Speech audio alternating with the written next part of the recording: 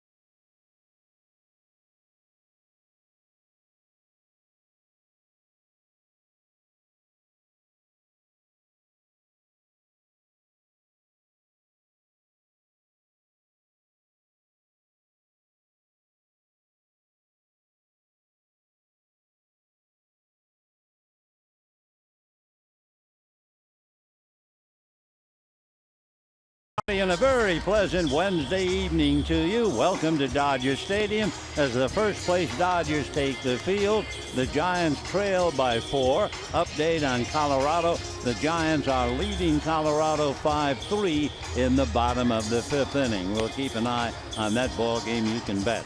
Meanwhile, for the Dodgers and Dave Roberts, taking a team that they've really taken to task, and that would be Arizona.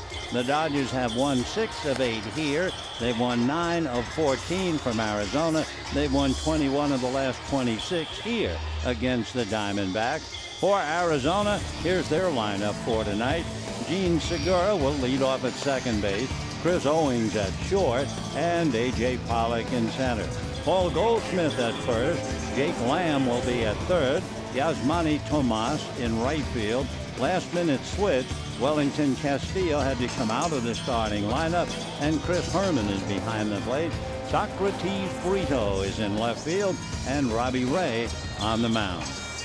On the mound for the Dodgers, that remarkable set of circumstances. 4 consecutive rookies pitching back-to-back in a pennant race, and they've done so well. DeLeon, Maeda, Stripling, and now we'll see about Brock Stewart. Stewart in himself is amazing, starting the year in single A, and here he is pitching in a pennant race in the major leagues. 0-2, his last game he pitched a gem against the Cubs, went 5 innings, struck out 8, was not involved in a tough 1-0 Dodger victory.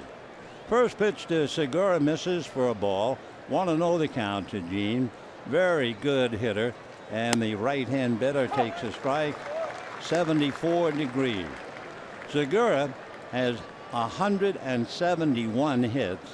Corey Seager, the Dodgers shortstop, has 169. 1-1 pitch on the way, foul back to the screen, and the count 1-2. Brock Stewart facing Jean Segura. Segura, that came from the Brewers in the deal that traded Greinke to the Angels for Segura, and then they both wind up with Arizona. 1-2 pitch, a little high with a good fastball, and the count 2-2. Lovely evening, 74 degrees, no breeze, just very calm. Brock looks over the fingertips of his glove. Now the big right-hander turns. 2-2 pitch, slider hit down to short, backhanded by Seager to throw him out, and just like that, one away in the first inning. Let's take a look now at the Dodgers. This is a restful night for a couple of players. For instance, it's Seguin at first for Gonzalez, Culberson at second, Seager and Turner stay in there, so does Kendrick, Hernandez in center, and Puig in right. Behind the plate would be Carlos Ruiz, and of course the pitcher Brock Stewart. So we have 1 out. First inning, Chris Owings at the plate, and the fastball a little high and away. 1 ball and no strikes. Owings hitting .290 and hitting .484 in the last 8 games. One man goes down, it's another man's opportunity. The 1-0 pitch, ground ball to Seager. He goes to his left to pick it up and throw him out, and we have 2 down. With Nick Ahmed sidelined on the DL, Owings getting a chance to play, and he's playing very well. So here is A.J. Pollock checking in, batting .278, a remarkable player last year, all-star, gold glover, but seriously injured in spring training, and he's only been in 10 games. 2 home runs, 4 runs batted in, and hitting .278. On deck, Paul Goldschmidt. 2 down, first inning, no score. Brock Stewart delivers, fastball crackles outside and low. 1 ball and no strikes. Pollock went to school at Notre Dame. A remarkable player. It's a shame that he was injured in spring training. One reason why the Diamondbacks are having such a tough time by losing Pollock. But he is young, and his career is way out in front of him, and it's going to be a great career. He is 29 years old come December. Takes a pitch in the dirt. 3-0 the count to A.J. Pollock. Last year, he had over 35 doubles, 20 home runs, 35 stolen bases, and Paul Goldschmidt on deck. 3-0 pitch on the way. A.J. takes a high breaking ball for ball 4. And one of the mysteries of the year coming up to the plate. And that, of course, will be Paul Goldschmidt. Look at from 11 through 15. He averaged 340. He's hitting 218. Against the Dodgers, he hit 21 home runs. This year, 3. He had 63 RBIs. This year, 11. Slugging percentage, 622. This year, 400. So it happens. There's nothing wrong with Goldschmidt. It's not as if he's playing hurt. Big right-hand batter. Stewart delivers. Fastball at the knees for a strike. 0-1. Goldschmidt, big, good man around first base. He has a Gold Glove. It's interesting that for years he was second in highest batting average at Dodger Stadium, second to the great Roberto Clemente.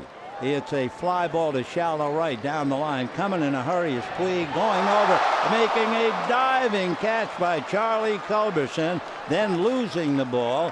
Coming all the way around to apparently score is Pollock, and going to second base is Paul Goldschmidt. Big high fly ball. There was no way Puig could get to it. Culberson slanting over, make a dive. Looked like he was going to make the catch, and he couldn't do it. And of course, with 2 down, there was no reason for the base runner to hold up. So Pollock scores easily on a great effort. The ball was in the glove, and then, as so often happens, when you hit the ground, it rolls out. So for Goldie, a double on a pop fly to right. Pollock scores, and the D-backs are on the board, leading 1-0. Last night, remember, the D-backs had Pollock homer to get on the board first. So here's Jake Lamb, left-hand hitting third baseman, a good one, and he's got better, and he takes a pitch outside, ball 1. Jake's numbers tell you a young man with a lot of power, and certainly just starting out. 27 home runs, 85 runs batted in. 1 ball and no strike. Brock deals another fastball, whipped in there, this time for a strike, and the count 1-1. Jacob Lamb, out of Seattle, Washington, went to the University of Washington. Big fella, he's 6'3" and 220. He's only 25. He'll be 26 in October. Holds up on a low strike, and the count 1-2. So Lamb, the left-hand batter, against the young right-hand pitcher. 1 run in on that high pop fly down the right field line. Pollock scores. Goldschmidt's at second base. Great effort by Charlie Culberson. Here's the 1-2 pitch coming up. Lamb swings, hits it in the air to right field. Puig hesitated. Now comes up on the run to make the catch.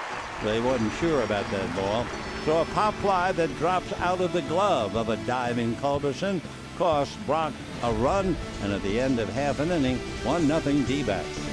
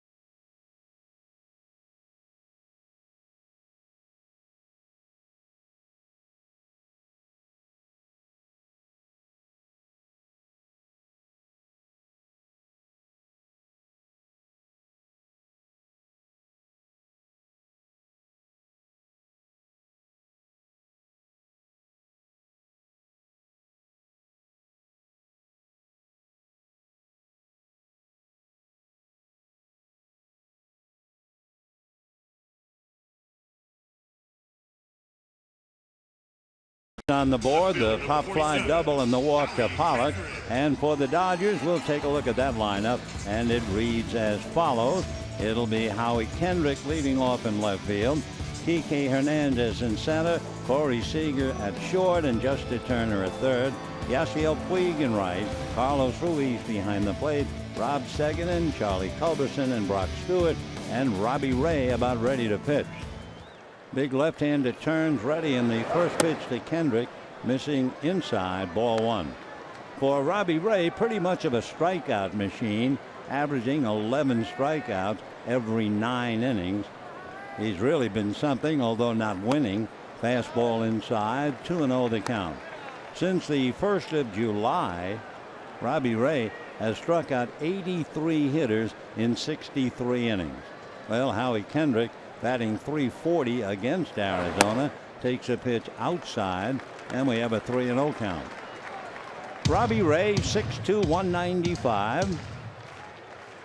He'll be 25 October 1. So he's just starting out.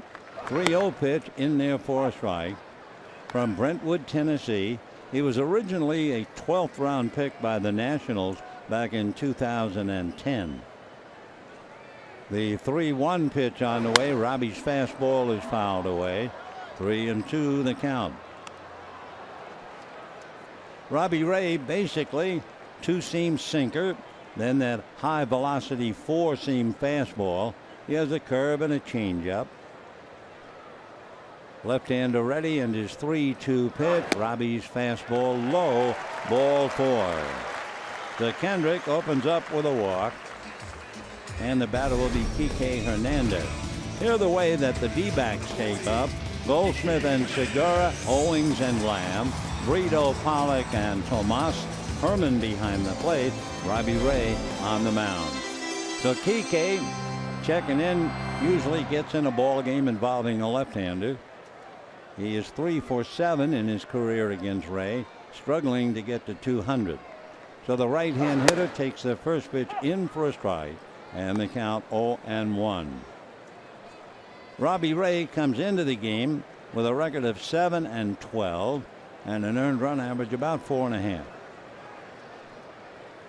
Ray hides the ball back of the left hip, looks over at first, and his strike one pitch on the way. Off speed, lifted foul off third, and should go back in the stands, and does. Jake Lamb came over just in case it might drift back. It is 1-0 in favor of the D-backs, trying to salvage something.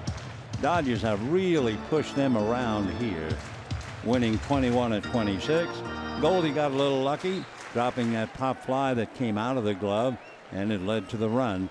But they have some very good players, and they're just struggling right now. Started the night 20 games back of the Dodgers. The strike two pitch on the way. Ray's fastball is swung on and missed. That fastball at 97 miles an hour. So 1 out in the first inning. Corey Seager. And the batter is Corey Seager. As we mentioned, one of the high points in the series, watching Jean Segura and Corey Seager. Segura did not get a base hit last night. He has 171. Seager had 2 hits last night, so he has 169, 50 multi-hit games, and batting .317. The next pitch, and that's off the plate, ball 1. You know, Corey Seager has 24 home runs and 38 doubles. You know the last rookie to have 25 or more home runs and 40 doubles? Albert Pujols, when he broke in with the Cardinals. So Seager, extremely impressive. 1 ball and no strikes. Ray at the belt. Robbie deals. Breaking ball whacked down the right field line. That should be for extra bases. Tomas over to get it, and they are going to wave in the lead runner. They throw to the plate. He is safe. Howie Kendrick gets in, and we have a 1-1 tie on a double by Corey Seager. By the way, isn't that almost a repeat for the West Coast? Remember last night, Arizona got a run in the first inning, and the Dodgers, on a couple of base hits and a pass ball, had a run score. Last night it was Seager who scored, Tonight it's Kendrick, and we are 1-1 in the first inning. Well, Corey Seager now with his 39th double. Good call by the plate umpire Stu Schwarwater. He was right there to look, and you could see Herman did not have a chance to make a catch. And tag. So here is Justin Turner. He checks up. They look at first. Swing, says Jerry Nelson. 0-1 the count. Last night, the Dodgers had a runner thrown out. A great relay by Segura to Castillo, and they labbed Reddick.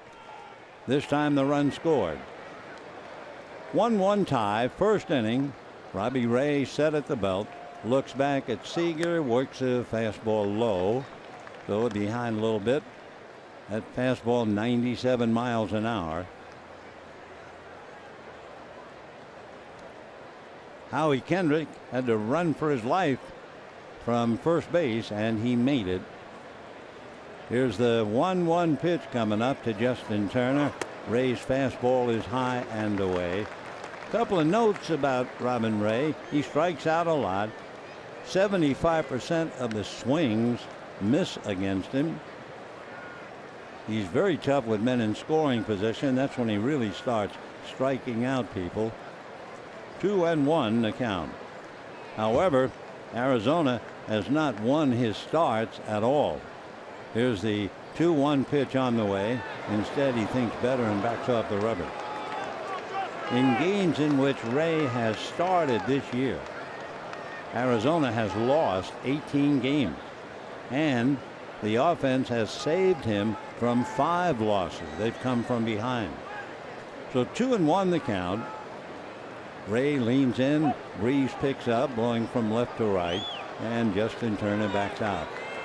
74 degrees with that nice gentle zephyr blowing from left to right. We have a 1-1 tie, first inning. Now the 2-1 pitch to Justin Turner. Fastball in the dirt, goes all the way to the backstop and into the stand. They will send Seager back to third. And they count 3-1. So that was a wild pitch. Bouncing all the way up into the crowd. That would be, and this is another tip-off on Robbie Ray, that is his 7th wild pitch.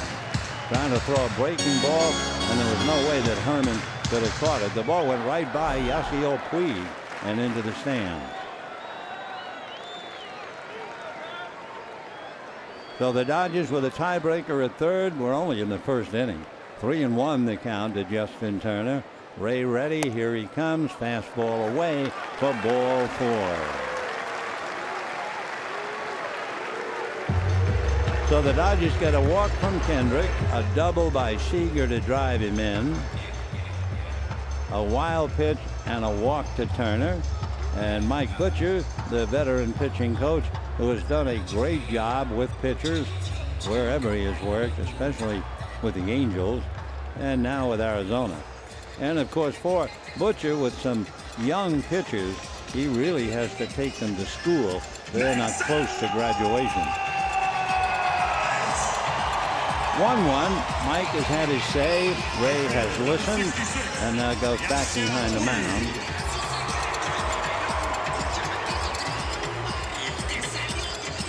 So Yasiel Puig getting a chance to play with a left-hander going.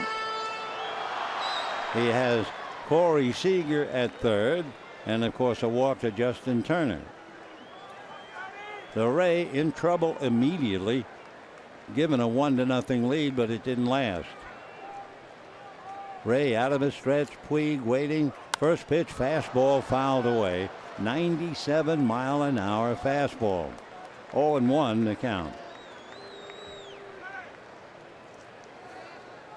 Boy, imagine your first at bat in the first pitch, 97. Struggling with the rest of the league, Puig is hitting .364 against Arizona. Here's the strike one pitch coming up. Robbie delivers in the dirt. Nice block by Herman. 1 ball and 1 strike. Ray won a gold medal with USA's baseball national championship team that played in the Pan Am Games in Venezuela. Now the 1-1 pitch on the way. Ray at the belt. Here he comes. Looked like a cutter thrown at 87, in on the hands, and the count 1-2. Late action, either that or just a hard slider. 1 ball and 2 strikes the count. 1-1 tie. Dodgers at first and third, 1 away. Puig with Ruiz on deck. Ray at the belt. Here he comes, and that slider is down, and a 2-ball 2-strike count. So Chris Herman, who did not figure to play, but Castillo could not answer the bell. So he's in there handling. When you look at Ray, his fastball, and that's the 4-seamer, over 50%. Then the sinker, the slider, and the change, rarely a curveball. His 2-2 pitch on the way. Fastball hit in the air to left field, going back and over to his right is Bledo to make the catch. Tagging up and scoring easily is Corey Seager. Holding at first is Turner, and the Dodgers immediately take a 2-1 lead, and Yasiel Puig picked up a run batted in. So for whatever reason and however, the Dodgers continue to give Arizona a dreadful time here at Dodger Stadium. They've won 21 of 26, trying to make it 22 of 27. So 2-1 Dodgers, still in the first inning. And here's Carlos Ruiz getting a chance to play against the left-hander. Throw to first, and of course very cautious. Turner back on the bag. It's not as if it's written in stone that any time a left-hander is pitching, Ruiz is going to play. Not necessary at all. Yasmani having a good year behind the plate and a switch hitter. Fastball to Chico is outside. 1 ball and no strike to the boy they call Chooch from Panama. Carlos Ruiz. Boy, what a great career he's had with the Philadelphia Phillies. 1 ball and no strikes. Ray at the belt, left-hander ready, comes back with a high strike up around the letters. 97-mile-an-hour fastball. 1 ball and 1 strike the count. 2 out. Dodgers have scored twice. Lead 2-1 here in the first inning. The 1-1 pitch, low and inside, almost like a changeup at 84 miles an hour. As hard as he throws, that might very well have been a change.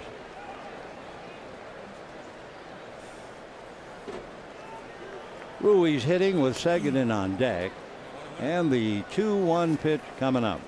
Left-handed delivers. The bat goes flying. The ball goes flying back into the stands.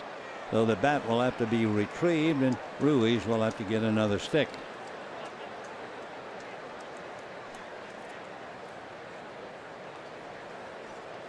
Carlos takes the new bat. I don't know. They will retrieve the other bat. The bats are so important. I mean, it's just like a carpenter. It is really an important tool. So the bat that went into the stands, he gets and takes it right back up to the plate. 2-2 the count. Ray looks in. Turner takes a lead at first, and the 2-2 pitch with 2 out. Robbie Ray delivers, and it's pulled foul back at third and down the line. So still 2-2 to Carlos Ruiz. It's hard enough to play the game. It is extremely difficult to play when you don't play. People like Kike Hernandez, Carlos Ruiz play maybe once a week. Boy, it's tough. Here's the 2-2 pitch on the way.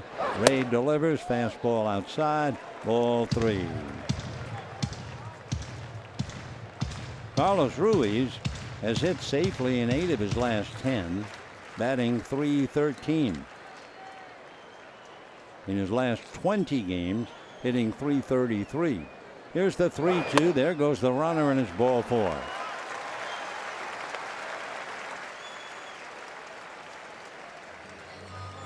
So in the inning, the Dodgers have gotten 2 walks, had double and a scoring fly ball. Lead 2-1. For Chip Hale, who at one time played for the Dodgers back in 1997, he had that walk to Pollock with 2 out. Goldschmidt towering pop fly. The great diving momentary catch by Culberson, who lost the ball when he hit the ground. So here's Rob Segedin, and he takes a look at the strike. Segedin, by playing first base tonight against a left-hander, and that gave Adrian Gonzalez a chance to take the night off and at the same time keep Segedin pretty sharp. 0-1 the count. Strike 1 pitch swung on and missed. 0-2 to Rob. I think we mentioned the other day he's a smart young man. He might be a baseball player. He has his young wife and a brand new baby boy, but he is studying for his master's in business administration. Strike 2 pitch on the way. Rob swings and down he goes. So the Dodgers send 7 men to the plate, picked up 2. Meanwhile, the hard throwing Ray strikes out 2, and at the end of an inning, 2-1 Dodgers.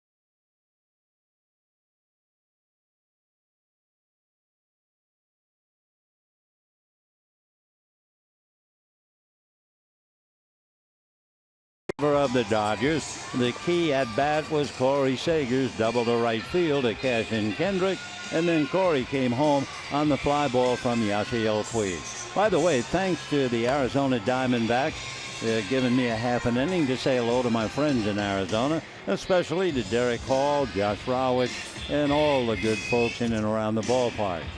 Arizona's struggling, 20 games behind the Dodgers. Well, the Dodgers had some long, difficult years themselves. And the bottom line, really, when you talk about it, it is very difficult to win. So Chip Hale, who played for the Dodgers very briefly, had a good career with Minnesota, had a chance to chat with him today. And we go to the second inning, and Yasmani Tomas coming up. Yasmani one behind Yoenis Cespedes in home runs, and he takes the strike, and the count 0-1. Well, we're doing in Arizona what we do here. Over here, the first 3 innings are a simulcast. The strike 1 pitch to Tomas swung on and fouled back.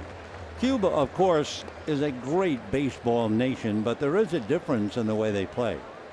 Over in the United States, the players usually get to the ballpark very, very early. Yasiel Puig can tell you about that.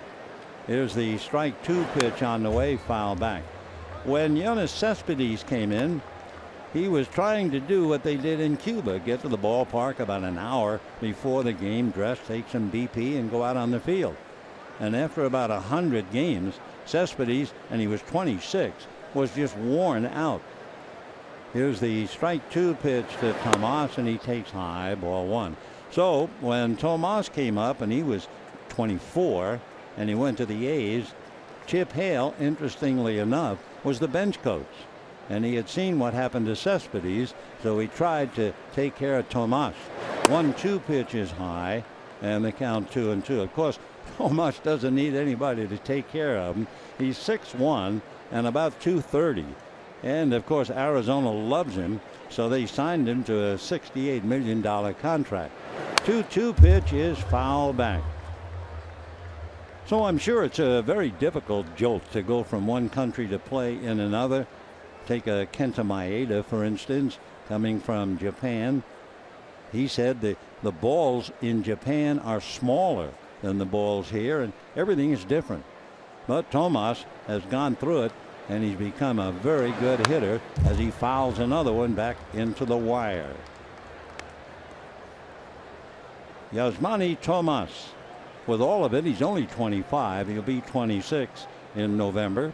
He does very well with the power game in the Central and in the East. He has not done well in the West. Just 5 home runs. The next pitch is swung on and fouled off. So if you look at Tomas, in 31 games in the Central Division, he's hit 11. In the Eastern Division, in 20 games, he's hit 10. But in the West, 5 in 50 games. But he's right up there. Cespedes just 1 ahead of him. Dodgers have Grandal behind him, along with Jose Abreu, Kendrys Morales. The 2-2 pitch misses, so Tomas takes Stewart all the way. Over here in Los Angeles, we were talking about what a miracle it seems to be. Chris Herrmann on deck. The fact that 4 consecutive rookies pitching for the Dodgers in a pennant race, and the pitch way outside to Tomas. So a power hitter has the patience, the understanding of the strike zone, and gets a walk. The Dodgers in the rookie rotation, well, it started with De Leon. Then it went to Kenta Maeda. Then Ross Stripling. Well, I'm not sure now. They're not seeing the same picture in Arizona, I wonder. We're talking about Dodger pitchers. I apologize if we're not on the same page. Here's the first pitch to Herrmann. That's in for a strike. And the count 0-1. Anyway, the rookies, De Leon, Maeda, Stripling, and tonight, Stewart. So Herrmann checking in, batting left-handed. Here's the strike 1 pitch on the way. Chris waiting at the plate. He was not supposed to start, and just a few minutes before the game began, we got word that Wellington Castillo, Beef Wellington as you call him, unable to answer the bell. By the way, everybody over here also has tremendous respect for a pitcher like Robbie Ray. He's young. He throws so hard. He's trailing 2-1 for the moment. Herrmann waiting. Here comes the pitch. Ties up the hitter. Tries to hold up, but he can't do it. Third base umpire Doug Eddings makes the call. And the count 1-2 to Chris Herrmann. Out of Texas. Well put together.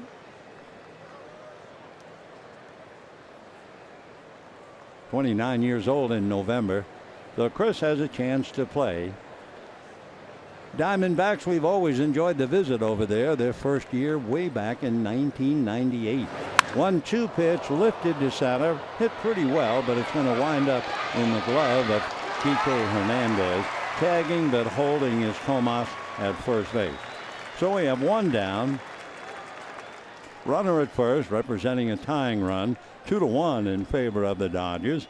And here comes one of our favorite named players, Socrates Brito. Well, when he plays, and he just celebrated his 24th birthday, Arizona has won 10 of the 15 games in which he has started. And of course, pretty tough to live under the name Socrates, the father of Western philosophy, who they say wound up in jail, drank the poison. Well, it goes on and on, but it was poison hemlock. The story quickly, he stirred up everybody. The Oracle of Delphi told a friend that Socrates was the brightest man in all of Greece. The pitch to Brito, he's way out in front of an off-street pitch, and the count 0-1. Then Socrates went around to see who was smarter than he was, and he couldn't find anybody who was smarter because he thought he didn't know anything. Well, he wound up shaking everybody up, winding in jail, and opting for the hemlock. Strike one pitch on the way, pop fly, back of third down the line. Seager tells his left fielder Kendrick to get out of the way, and Corey makes the catch. So we have 2 down here in the second inning. Tomas holding at first, and here's Robbie Ray. Ray, number 38, Robbie Ray. Not a bad hitter. Wow, he had 9 hits, including a home run and 2 runs batted in. A couple of doubles, and of course a lot of strikeouts. So 2 out, a runner at first, 2-1 favor of the Dodgers. Top of the second inning. Dodgers are hitting the road, and I mean it's going to be a long time. They will play 16 straight. They will fly tomorrow. First pitch is swung on and missed, 0-1 the count. So the Dodgers have the day off. I used to call them off the ground days. Then they will play 16 straight. Then they will have day off and play 6 more. So they're going to play 22 of the next 23 days. Oh, yes, they're leading by 4, but still, that's a brutal load. The strike one pitch, little chopper to second base. Coming up for it is Culberson to make the play, and that's the inning. Well, it's no big deal, I'm sure, for a visiting announcer to talk, but it's a big deal for me. It's an honor and a pleasure. My best again to Derek, Josh, and everybody over there in Arizona. I didn't tell you congratulations when you won the World Series in 2001, so I duck it in now. And at the end of an inning and a half, 2-1, Dodgers.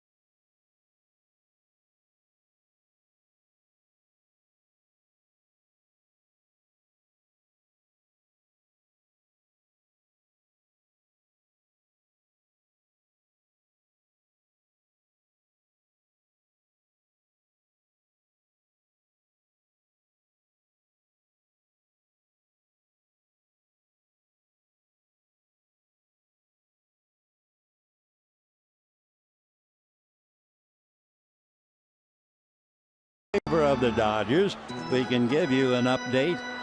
The Giants are leading Colorado 5-3, bottom of the 7th inning. That's Albert Suarez for San Francisco, Jorge De La Rosa for Colorado. De La Rosa had that remarkable record, 53-19 at Colorado. However, he's losing tonight. Here's Charlie Culberson, who made that great effort to no avail. Takes a strike, and the count 0-1. Charlie racing, trying to get over the right field foul line on a high pop fly by Goldschmidt. And Charlie got the glove on it, but when the ground and the hand and the glove hit it together, the ball dribbled out. So it went as a good double for Goldschmidt and a run batted in. Take another look for those who weren't there. That close. He got it, and then the hand hits the ground, and out goes the ball. Of course, when you consider Goldschmidt probably hit 100 line drives that have been caught, about time he got a little break. 0-2 the count to Charlie, hitting .244, but hitting better than .320 against left-handers. Fouls a pitch back, and the count 0-2. Yeah, that's going to be a long stretch for the Dodgers. Tomorrow, a so-called off day, but it's an off-the-ground day. They'll spend most of it in the air. Then 3 in Miami, 3 at Yankee Stadium, 4 in Arizona, and without a break, come here to play the Giants. Culberson swings and misses, and down he goes. So that's 3 strikeouts, 2 in a row for Robbie Ray. And the batter will be Brock Stewart. Yep, Clayton Kershaw.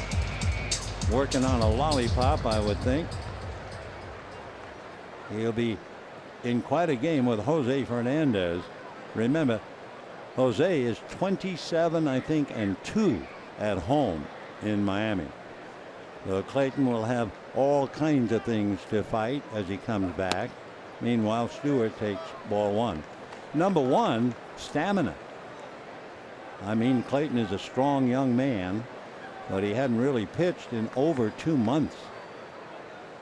Here's the 1-0 pitch on the way, and that's a strike, 1-1. Clayton did turn in 34 pitches in his 3 innings. But he'll need a lot more than 34 pitches in Miami. The next one on the outside corner for a strike, and the count 1-2. The other thought about Kershaw and Madison Bumgarner are both slotted to pitch on Friday, so that could be they will face each other 2 times late in September, here at Dodger Stadium and then somewhere in the final weekend in San Francisco. So we have a lot to look forward to, even though right now the Dodgers a comfortable 4-game lead. Brock Stewart making Ray work. Ray's ready to make his 40th pitch. A 1-ball 2-strike count. Left-hander turns, ready. Here he comes. Fastball at 95. Swung on and missed. 3 consecutive strikeouts and 4 strikeouts in the game.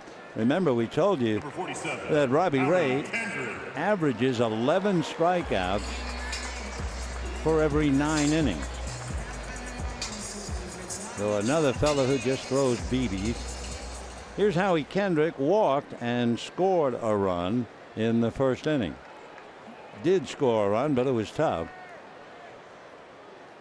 Robbie Ray delivers off speed. Howie way out in front of it, and the count 0-1. Kendrick walked and scored on the double by Howie Seager. Very close, bang bang play at the plate, but he just did get in there. Strike 1 pitch on the way, big curveball, and you don't see that very often. You'll see fastballs plenty, sinkers, sliders, and a rare curve, but he just broke one off. 0-2. 2-1 Dodgers, bottom of the second inning. Strike 2 pitch on the way. Looked like perhaps a slider that got away on strike 3, and so Kendrick is safely aboard at first. So Chris Herman, lips tight together, feels badly. Instead of strike 3, let's see where the pitch was. Well, it was low, but it got under his glove, and we'll see if they rule that a pass ball. I think in his heart, Chris Herman thinks it was a pass ball, but we'll see. We do know that Kendrick is aboard, and with 2 out, here's Kike Hernandez, who struck out in the first inning. Throw to first, Kendrick diving back to the bag. We'll get a report in a little while whether it was pass ball, wild pitch, but the Dodgers have a break, and Kendrick is aboard. Ray ready. Here he comes. It's lifted foul down the right field line, back into the stands. No balls and 1 strike. And it is a pass ball, which is a good call. Just because it was low, Herman should have been able to block it, but he didn't. So Kendrick is safely aboard. could also be for Chris Herman. Doesn't get much of a chance to play. Castillo handles it 90% of the time. Next pitch is fouled away, and the count remains 0-2. So Hernandez struck out in the first inning. Seguin struck out in the first inning. Here in the second inning, Culberson and Stewart have struck out, and Kendrick struck out but reached on the pass ball. 0-2 the count to Hernandez. Instead, another throw to first. Dodgers lead 2-1. Pollock walked, scored on the pop fly that got off the glove of Culberson for a run, and the Dodgers had Kendrick walk and Seager double to right to pick him up and get him home. Strike two pitch on the way, a high fly ball, very playable. Coming in is Brito and makes the catch for the out, and that'll be that.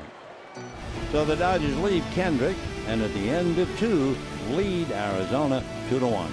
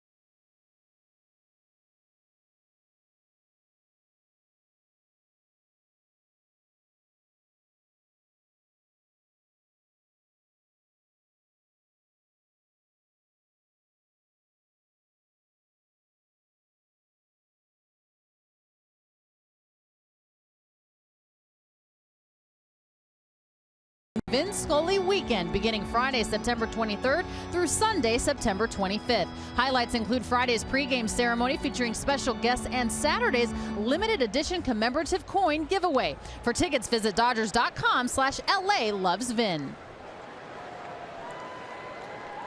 2-1 favor of the Dodgers. We go to the third inning. It'll be Gene Segura, Chris Owings, and A.J. Pollock. Segura grounded to short in the first inning, and he's turned around a pitch inside. 1 ball and no strikes.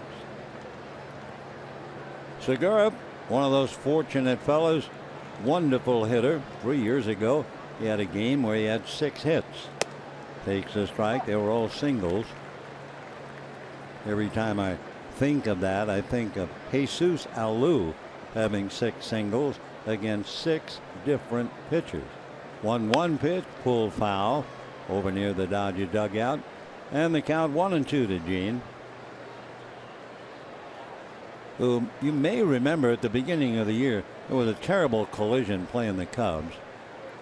Kyle Schwarber, Dexter Fowler ran together on a ball hit by Segura, and he had an inside the park home run. 1-2 pitch is fouled away.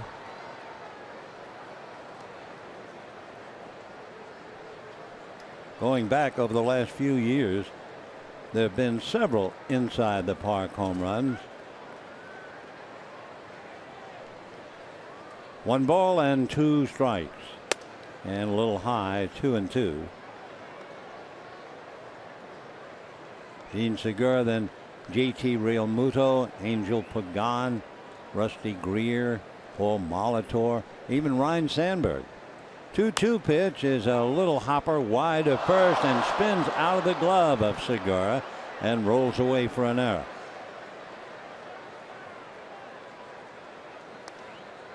So Segura faithfully aboard. Seguin wanted to grab the ball and bring it over to first, and he grabbed it all right, and then when he went to bring it over, it just came out of his glove, and that was that. It'll be an error. So Segura safely aboard. Rob Seguin committing the error. Remember, he doesn't play first base. A man named Gonzalez owns that position. So a runner at first, tying run. Owings, Pollock, and Goldschmidt now trying to take advantage of the error. Segura at first runs well. Stewart set with his back to the runner. Now comes to the plate and gets it in for a strike. Segura has stolen 30 bases. Owings grounded to short in the first inning. Waiting on deck, A.J. Pollock. And now Stewart turns, throws to first. Got to be pretty tough. He knows about the base running prowess of those D-backs who are threats. He has his back turned to one of the better ones in Segura. Dave Roberts, who is a master at stealing bases, very interested in this little battle inside the war. Strike one, pitch on the way. Stewart delivers. That drops low. 1 ball and 1 strike.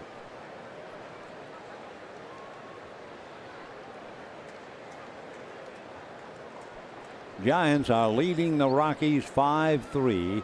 They're in the top of the 8th inning. 1 ball and 1 strike.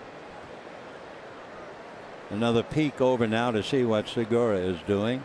He has a very conservative lead. The 1-1 pitch, there he goes, and it's fouled at the plate. So Owings got a little bit, fouled it off. Segura back to first. Gene Segura is about 5'11", 175. Pretty good size and weight for a guy who runs. In the minor leagues a few years ago, he stole 50 and was only caught 10 times. So he can do it. Dodgers 2 runs, 1 hit. Diamondbacks 1 run, 1 hit.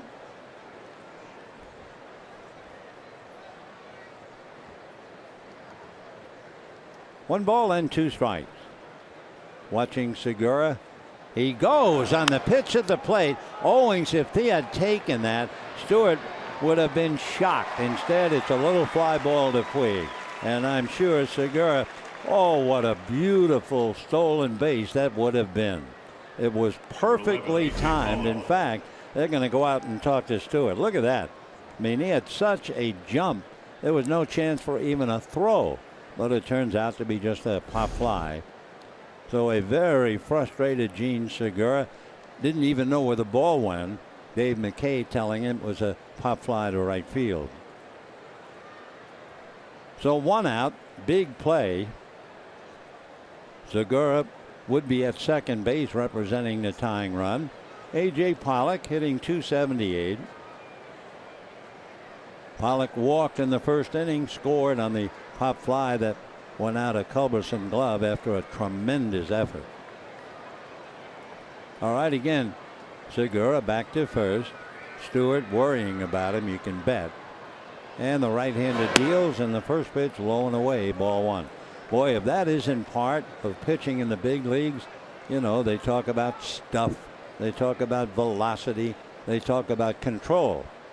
But then there's another important part, the distraction of a very good base runner, and you have your back turned to him.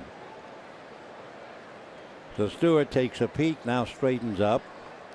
The 1-0 pitch on the way. Segura's not going, and it's a pop fly to shallow center, and Hernandez is there. So that's an easy out. But now with 2 down, the question is in the hands of Chip Hale. I mean, I do have a man who can run, but I also have a man who can hit the ball out of the ballpark, and Paul Goldschmidt. Oh, sure, Goldie's having an off year against the Dodgers, Nevertheless, he does have 20 home runs. So we will see. Are they going to run Segura and hope Goldie can drive him in? Or will they leave it up to the big first baseman? Segura's aboard only because of the error by Seguin. Kind of combination of words there. You have Seager, Seguin, and Segura. You can really waltz that around the room. Throw to first. Segura back to the bag. 2-1 Dodgers, top of the third. A lot going on, but nothing really happening. Stewart checking, Goldschmidt waiting, Jake Lamb on deck. Right-hander Stewart gets a strike, and the count 0-1.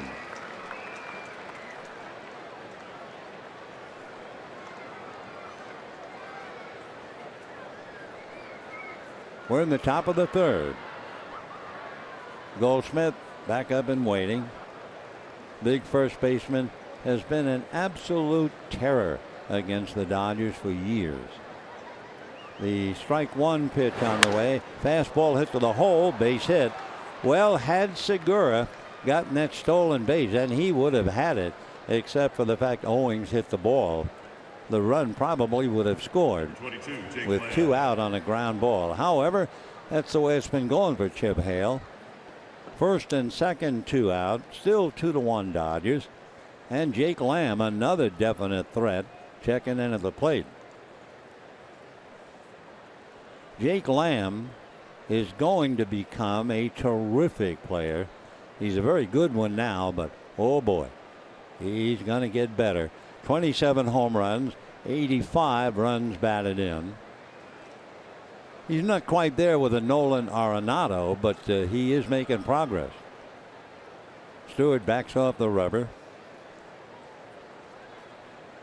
2 on, 2 out, 2-1 in favor of the Dodgers. Top of the third inning.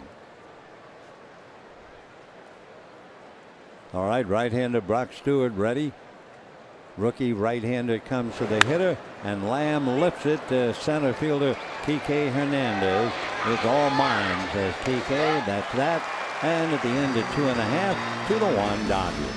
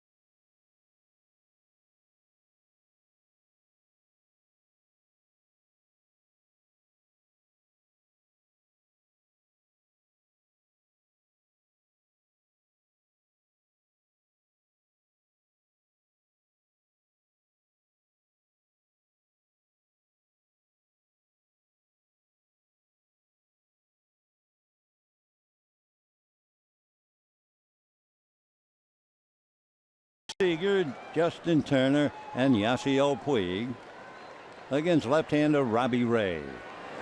First pitch swung on and missed. 0-1 the count.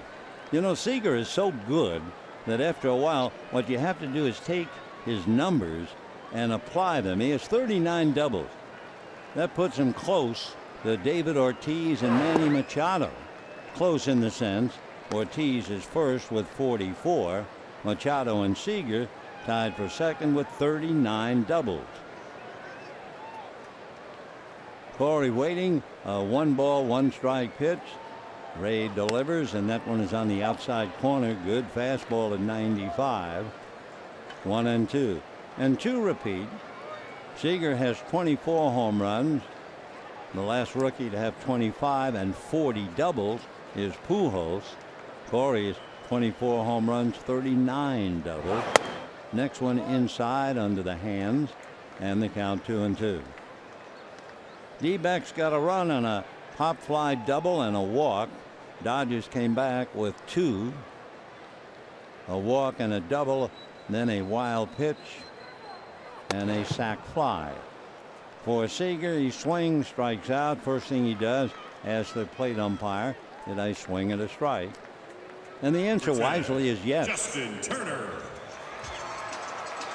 1 away. Why kick off the hitter who's leaving and say, no, it was a ball?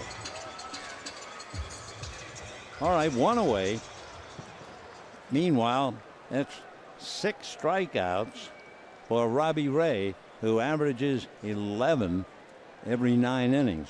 He got 6 already, and he's in the 3rd. Strike 1 pitch, a change low. He doesn't throw very many changes. Turner walked in the 1st inning.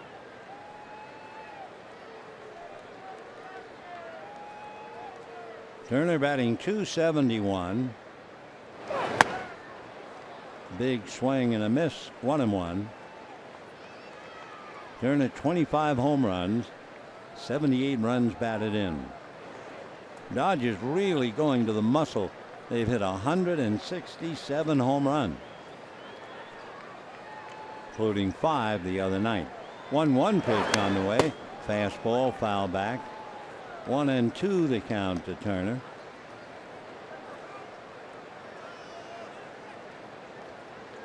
Stewart in his 3 innings has made 50 pitches. Robbie Ray with the strikeouts has made 54. You know, this is today is Roberto Clemente Day in baseball, and strike 3 called on Turner. 7 strikeouts for Robbie Ray. Manny Mota told us his story. One day in a ball game, and Forbes Field was very tough down the line. They had a real tricky, hard wall, and Clemente misplayed the ball off the wall. And remember, he's a great player, right? The next day, Roberto Clemente called Manny and said, I want you to get a bucket of 75 balls, and I'll meet you out at the ballpark. And Manny said, hey, wait a minute. I'm not a coach. I'm a baseball player like you. And Clemente said, no, come on, get the bucket. Well, Mota being a beautiful guy. So he got 75 balls in a bucket, and they went out to the park. And Clemente said to Manny, I want you to throw or hit the balls exactly where the ball was that I misplayed. And for 70 pitches or swings or throws, Mota hit the ball in the corner, and Clemente practiced that one little mistake he had made the day before. Then he said, okay, let's go in. That's why you're as great as Roberto Clemente was. I mean, he had incredible talent, incredible gifts, but he still had that tremendous desire to correct mistakes. Meanwhile, Yasiel Puig is up there, 3 balls and no strikes. Robbie Ray looks down the barrel, getting a sign. Puig waiting. Yasiel had a fly ball to left field to drive in a run in the 1st inning. 3-0 pitch. Are they going to let him swing? No, it's way outside. So Puig walks. So Ray has struck out 7, and he has walked 4. Carlos Ruiz. He walked Hendricks, Turner, Ruiz, and now Puig. So that's all part of the growing process for Robbie Ray, a 25-year-old who has tremendous overpowering stuff. Fastball low and inside. 1 ball and no strikes. Carlos Ruiz. Herman goes out to the mound to talk to Ray. Remember that wild pitch in the first inning, and I mean it was a wild pitch that set up the second run. Seager had doubled, took third on the wild pitch, and then Puig's fly ball picked him up. So there's not much difference between the two teams. 2-1 Dodgers, and we're in the bottom of the third. Here's the 1-0 pitch on the way, and that's over for a strike, and a 1 ball 1 strike count. Carlos Ruiz, 11 great years. Clayton Kershaw, Corey Seager looking on. Seager working that gum to death as always. And the next one is lifted to shallow right. Segura going out. Thomas coming in, and the right fielder makes the catch. So Robbie Ray has struck out 7 in 3 innings, and at the end of 3, 2-1 Dodgers.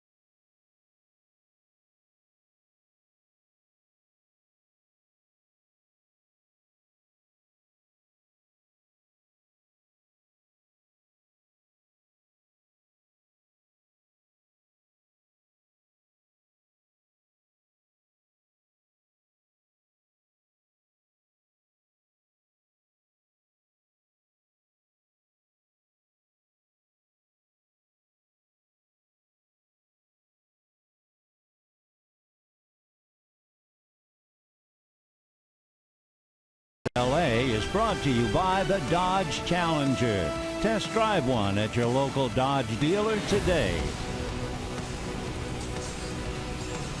4th inning, no score in the ball game. As you may know, not only Roberto Clemente the great player, but he was also a great humanitarian. And each year, each team nominates an award nominee to win the Roberto Clemente Award for his work off and on the field. Well, Adrian Gonzalez will be the Dodger nominee. There will be 30. Each team nominates, and eventually we'll find the winner of a very prestigious award, the Roberto Clemente Award. Yasmani Tomas will start it off. Then it'll be the catcher, Chris Harmon, and Socrates Burrito. 2-1 Dodgers, despite the fact Robbie Ray has struck out 7. 0-1 the count to Tomas, who really battled Stewart leading off the 2nd inning and drew a walk. Giants lead the Rockies 5-3. They're in the bottom of the 8th inning. Fastball and a hopper into left center. A base hit for Tomas. So he's 1 for 1 with a walk. And that would be the 3rd time Tomas walked in the 2nd. Segura reached opening the 3rd. Tomas opens up with a single in the 4th. So 3 times in a row now the leadoff man has gotten aboard, and the D-backs trailing 2-1. Herman flied to center. He's 0 for 1. Pretty good left-hand hitter. Half a dozen home runs, batting .288.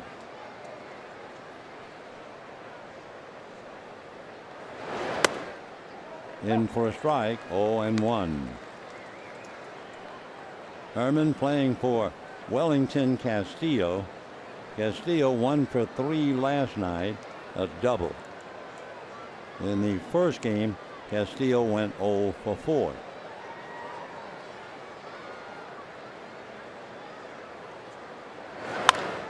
Big chopper foul. 0-2 the count. I think he's given him back-to-back sliders, and he's fouled them off. Brock Stewart, what a ride. Young fella out of Normal, Illinois, doing something that is not normal at all. Starting the year in Single A and pitching in the big leagues now in a pennant race. And a high fly ball to deep right center, but playable. PK is there, ready to get it back in, and he gets it in, so Tomas goes back to first. One away. Number 30, Socrates Brito. Socrates Brito coming up. He went out in the second inning, popping up to Seager. Brito hitting just 185. He has 3 home runs.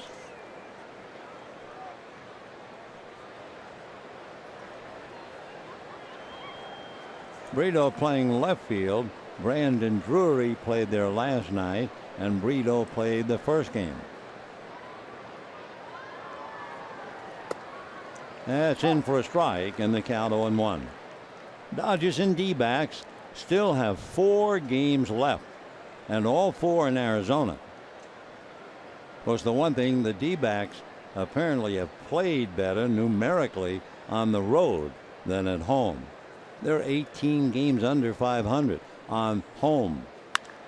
Fly ball slashing to left. Kendrick started in, goes back a step or 2.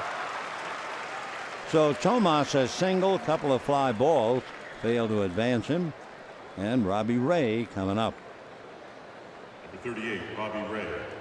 That is a tough team that is behind by a run, that gets a leadoff man on base in each of the second, third, and fourth inning and come up empty. Just another reason why the D-backs are fretting with this ball club. Robbie Ray grounded out, 0 for 1. Ball 1.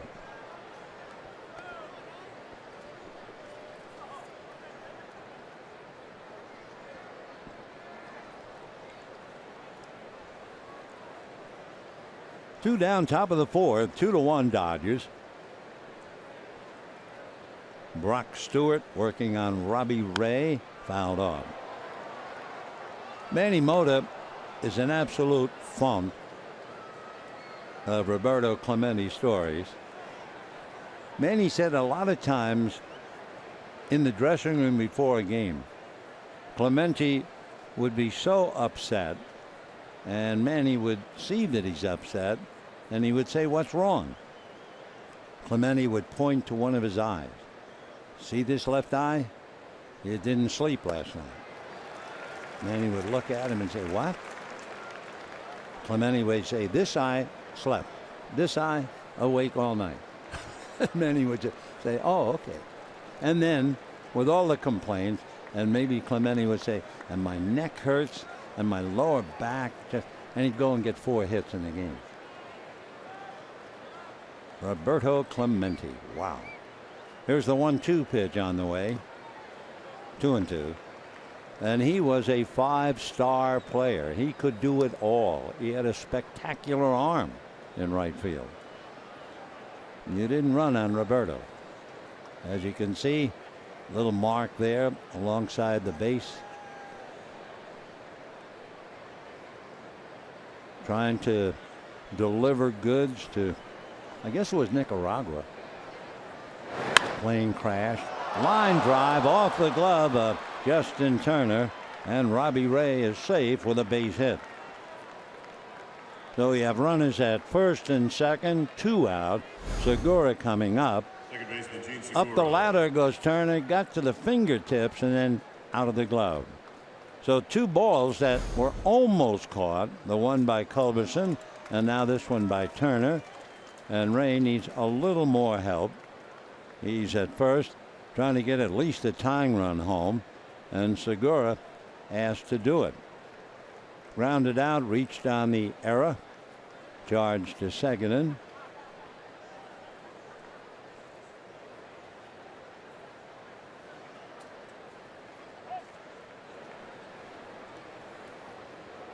Segura in the leadoff role, 12 home runs, 51 runs batted in. Still thinking about Clemente. Remember Neil Walker, the second baseman with the Pirates, went to the Mets and is now outside with a bad back. He's finished for the year. His father was very close to Roberto Clemente.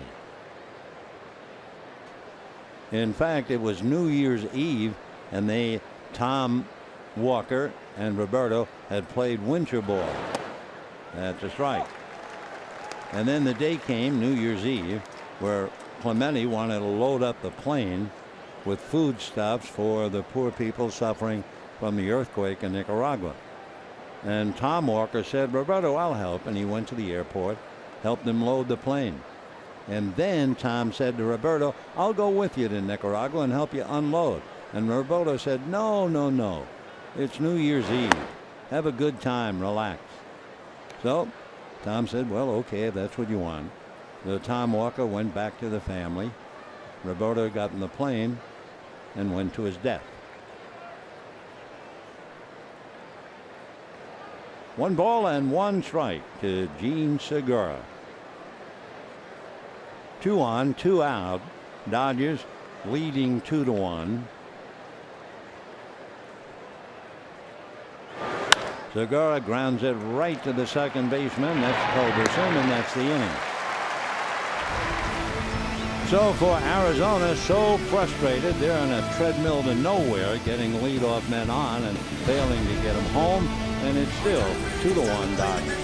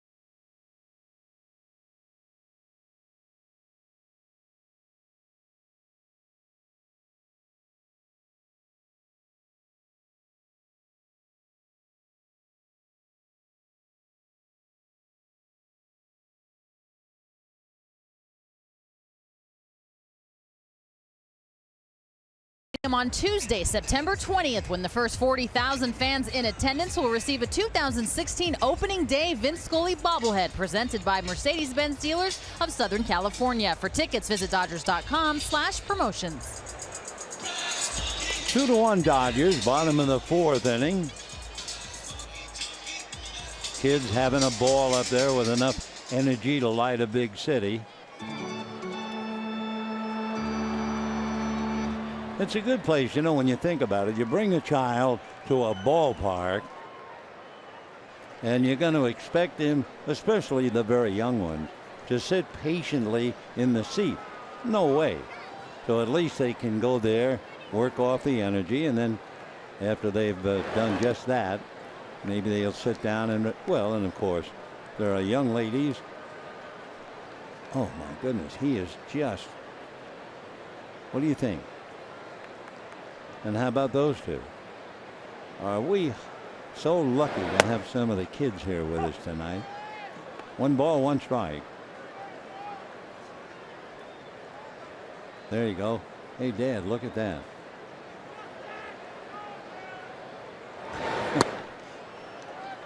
One and one.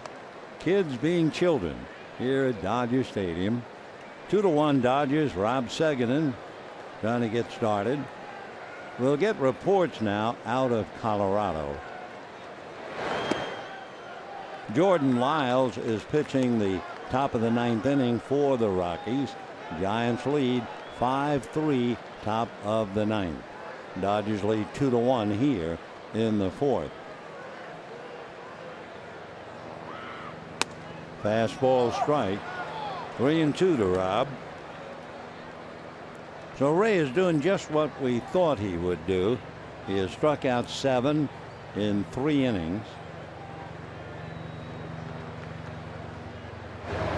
Wow. Make it 8. 8 strikeouts, and the fact his team has gotten a leadoff man in each of 2nd, 3rd, and 4th, and still he's losing 2-1.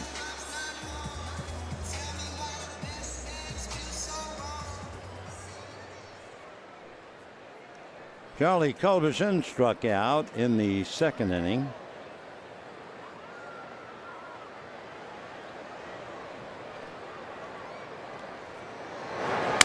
Ground ball smothered by Lamb. Gets up, throws on the money. What a nice play. We were talking about what a good ball player Jake is. He's just going to get better and better and better. He certainly has the power of a Nolan Arenado. I'm not sure yet, but eventually he'll be fielding, if not as well as the great Arenado, he'll be close. 2 down, 4th inning. And here comes Stewart. Brock struck out.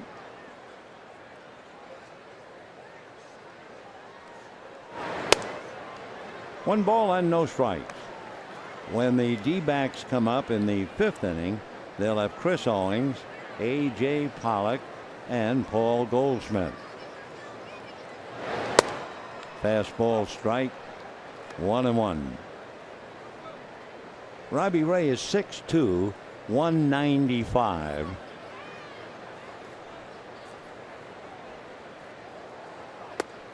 High, and that really tied him up. Brock didn't have much of a swing on that one. When the Diamondbacks got Robbie Ray, they didn't know they were getting a team lifer. But his mom tweeted out a photo of her son when Robbie was in Little League. He was a pitcher, and he was wearing, you get it, a Diamondbacks uniform, the Little League D-backs uniform. Now he has grown up and he's wearing the big boys. 2-2. Wow, good pitch. That takes care of Stewart. 9 strikeouts for Robbie Ray in 4 innings. But as they say on Broadway, how'd he come out? Well, he's losing 2-1.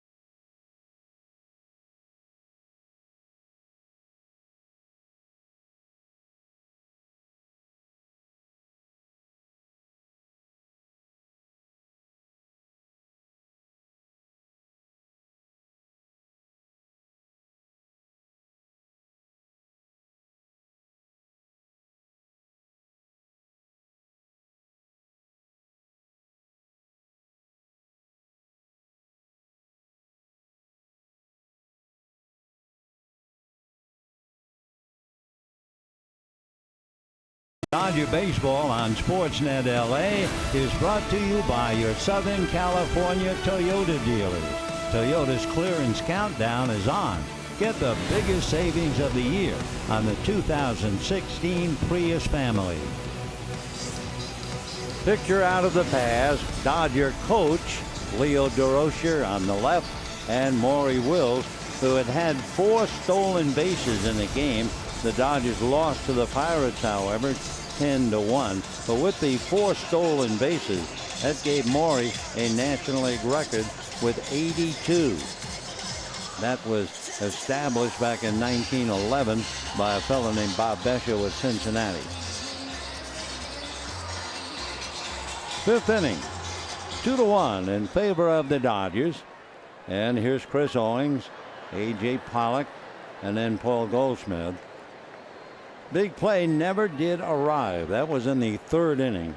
Segura got aboard, had twice a stolen base, but Owings fouled off. And the second one, where Segura had it in his pocket, and Owings hits a fly ball to center.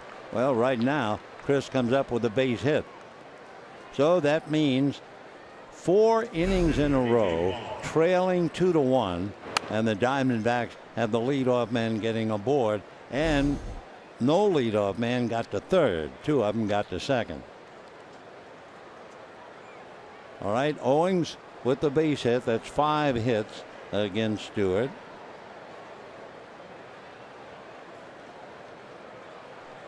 A.J. Pollock walked and scored in the 1st inning. Fly to center in the 3rd.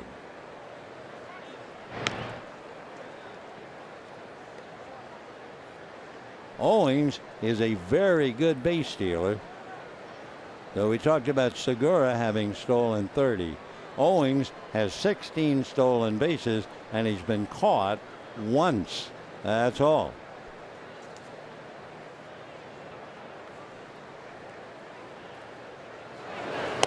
And that floats in there for a strike.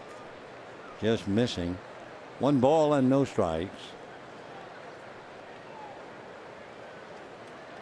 A.J. took a quick look at Matt Williams. Owings off the bag. Conservative lead.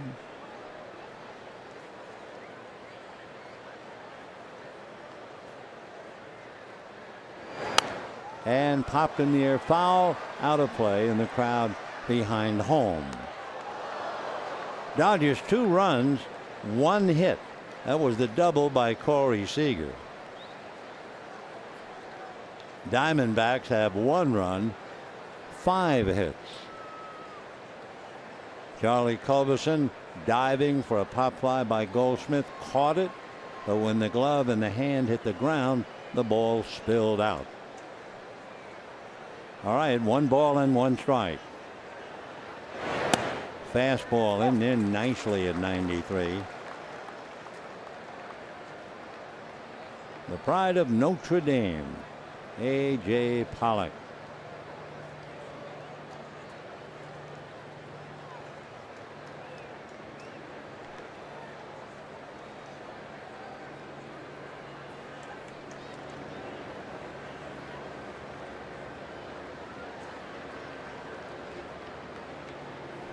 And a high fly ball. It's playable. TK is there. Nothing else for Owings to do. Go back to first. I'll tell you one thing. They're going to drive Chip Hale crazy. You get a leadoff man on in a tough 1-run game and you can't even advance them. Chip, as a player, had 5 good years with the Twins. But boy, it's got to really be a load to watch what's going on here. Here's Paul Goldschmidt. He singled and had that pop fly double, though he's 2 for 2.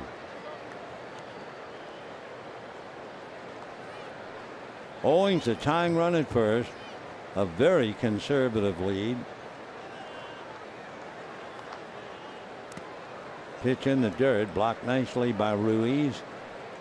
Owings no thought of running. 1 ball and no strikes.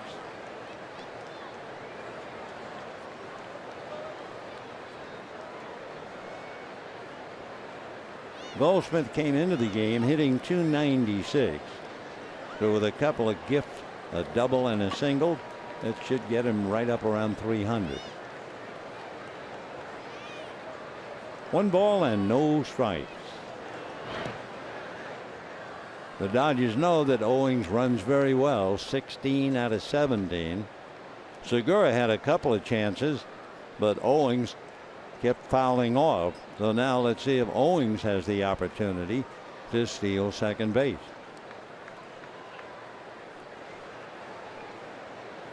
One ball and no strikes. Check swing for a strike. Down in the bullpen, Lewis Coleman, the right-hander, J.P. Howell, the left-hander. You have a left-hand batter, Lamb, on deck, though I'm sure J.P. is hurrying up to get ready for him.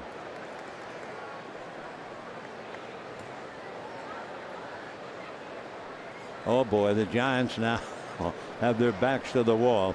Giants leading 5-3, bottom of the 9th inning. Santiago Casilla, who has been anything but a steady closer, allowed a leadoff home run to Nolan Arenado, and the Giant lead is 5-4. Bottom of the 9th, still hitting. The pitch in for a strike, and the count 1-2 to Paul Goldschmidt.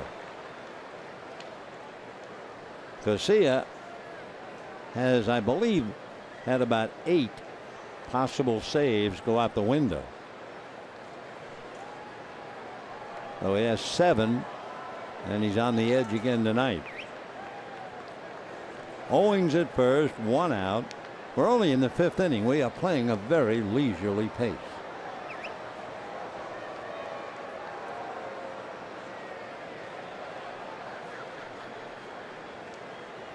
One-two to Paul Goldschmidt. Foul back. Pretty good fake by Owings, but he was not going. He jammed on the brakes immediately. So Chris back to the bag with 1 out. It's a problem when you have a hitter like Goldschmidt, what you do, even though you have a great base runner. I mean, you're going to risk Owings and leave a power hitter like Goldschmidt with the bases empty, or will you gamble? Well, we'll see in a minute.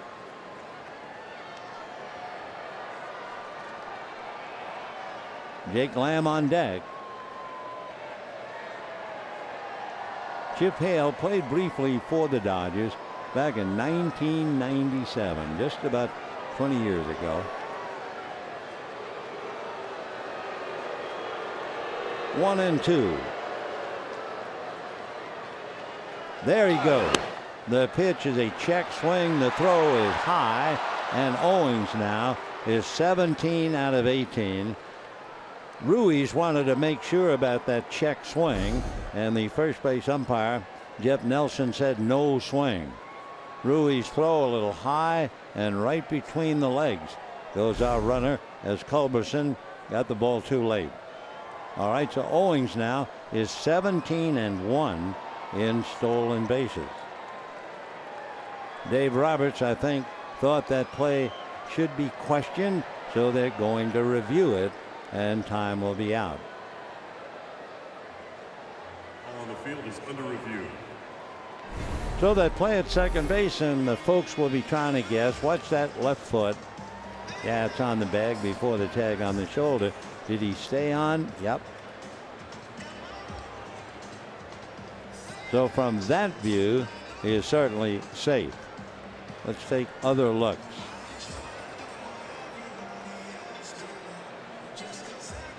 Laz Diaz, veteran umpire, right out there at second base. Laz, the plate umpire in the first game of the series, and it certainly looked like he had a great view. Laz has been a major league umpire for 18 years. He worked in the 2007 World Series, the opening series in Australia when the Dodgers and Arizona played there.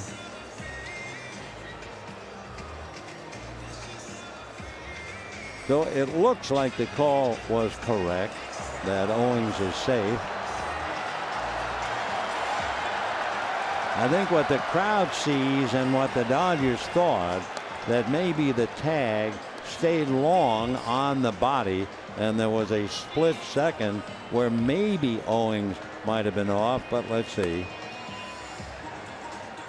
Laz running back out to his position, and now they're calling out. Great eye by Dave Roberts. There was a split second.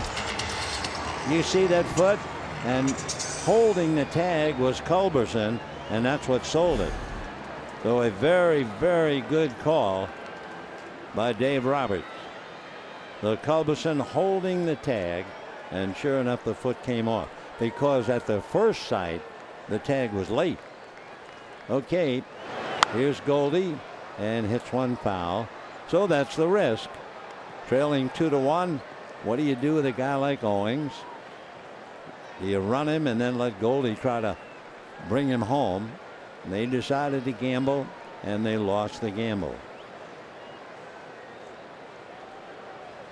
2-2 to Paul Goldschmidt. Fouled away.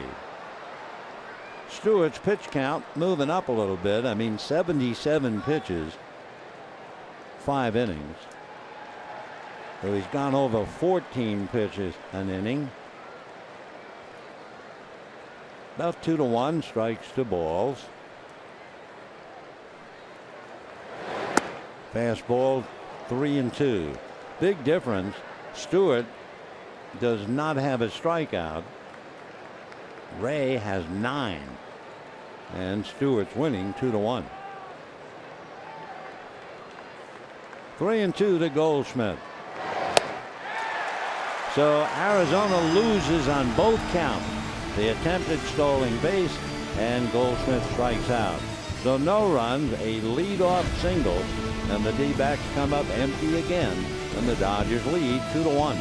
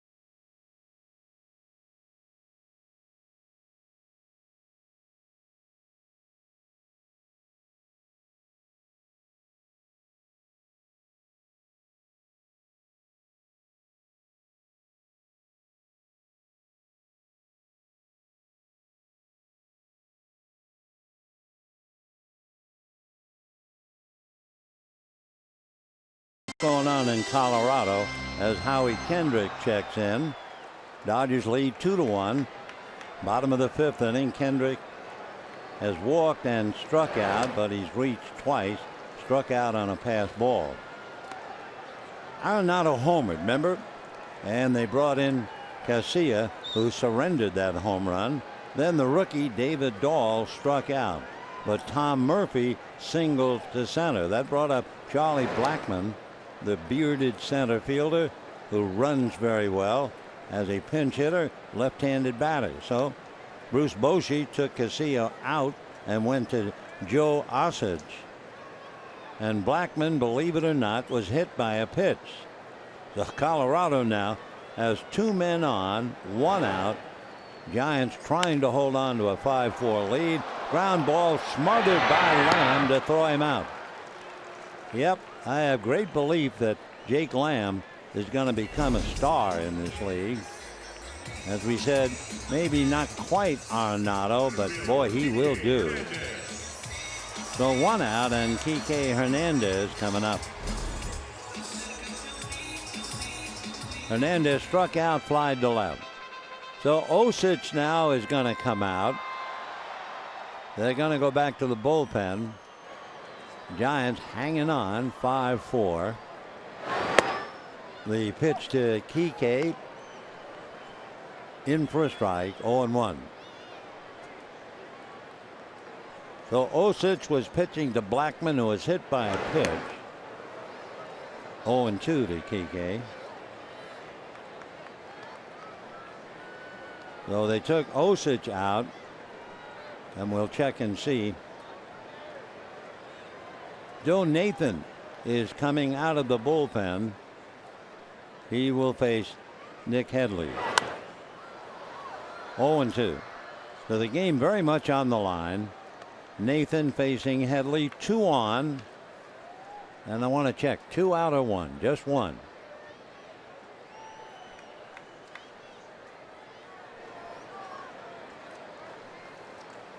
No balls, 2 strikes. Just a little low.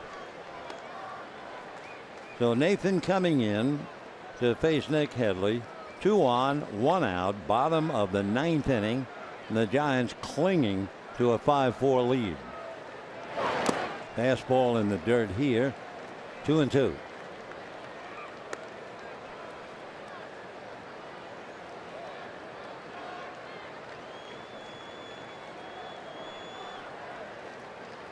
Two balls and 2 strikes. Game on the line in Colorado. We're only in the 5th inning. 2-2 pitch on the way. Off speed, swung on and missed.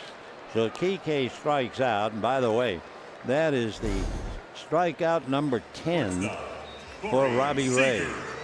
10 strikeouts in 4 2/3 innings. So that's 14 outs, 10 of them strikeouts. But he's still losing 2-1. Here's Corey Seager. Double, struck out, 1 for 2. So the veteran Joe Nathan working on Hundley, and the pitch is low, ball 1 to Corey Seager. Seager double home Kendrick in the 1st inning and struck out in the 3rd.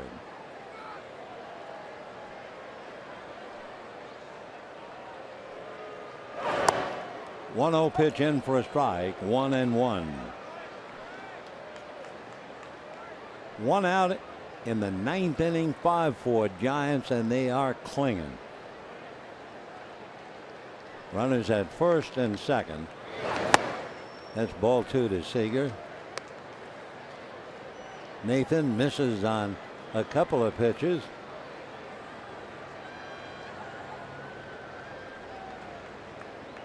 Now the 2-1 pitch coming up to Corey Seager here.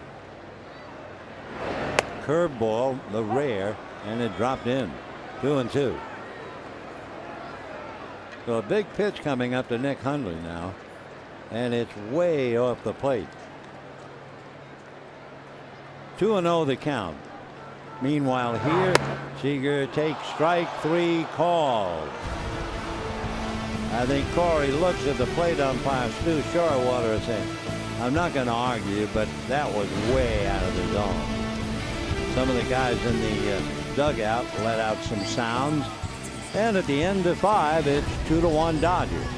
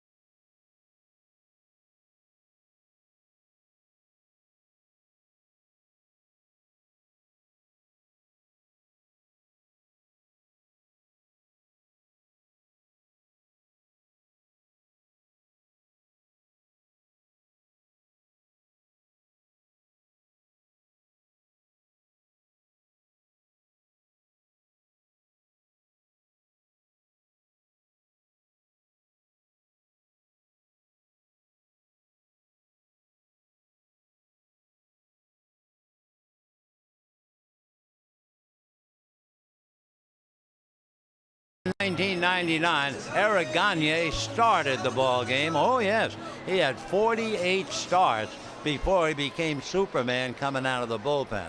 On his first start, 6 scoreless innings and 8 strikeouts. And with that, let's get back to this one.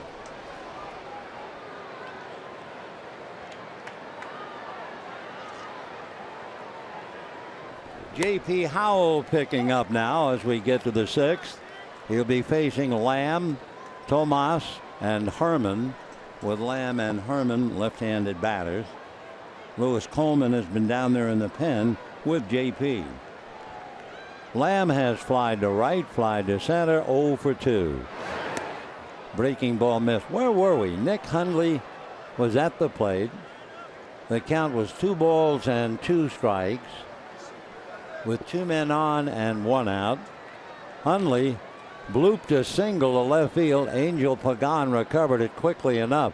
The bases are loaded in Colorado with 1 out. Giants holding on to a 5-4 lead. They led 5-3 going into the 9th, and now they're in danger not only of losing the lead, but they could also lose the game. Bases loaded, still 1 out. Joe Nathan, the pitcher, and he falls behind 1 ball and no strikes to a left-hand batter who is Christian Adames. 5-4 Giants, but again they have a lead and it slowly but surely disappears. 2-2 pitch on the way here, swung on and missed. Lamb not close on that one, and down he goes. So Goldschmidt struck out to end the 5th inning, the first strikeout for Stewart, and now Lamb strikes out, opening up the 6th. First strikeout for JP. Now let's see, Lewis Coleman and Luis Avilan, but Coleman, the right-hander, might be called in to face Tomas, and here he comes. So we'll check the monitor about that Colorado game. Right now it's 2-1 Dodgers.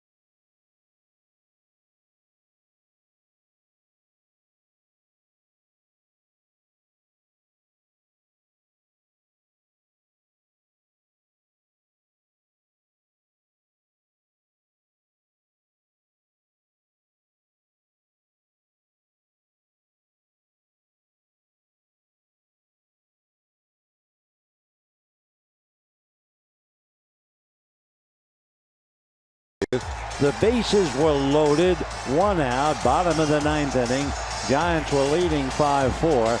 Christian Adames came up, and he hit one off the right field wall. Hunter Pence tried to catch it, couldn't do it, went down to his knees. 2 runs scored, and Colorado down 5-3 in the 9th, won the game 6-5. Another bitter pill for Bruce Bochy and the Giants to swallow. So for the Dodgers, a victory tonight, they would be 5 games in front of San Francisco, and the Giants really have had to have their heart broken. I mean, there they are leading 5-3. They bring in their closer, and he can't close. Joe Nathan, a veteran, I'm not sure if he's been with them a while. In all honesty, I had the first thought. I thought he was retired. Strike one, pitch swung on and missed. 0-2. So Colorado pulls it out 6-5. Giants blow another in the ninth. Dodgers could be 5 in front. Magic number last night was 22. Dodgers won, so did the Giants. That reduced it to 21. Giants lose tonight.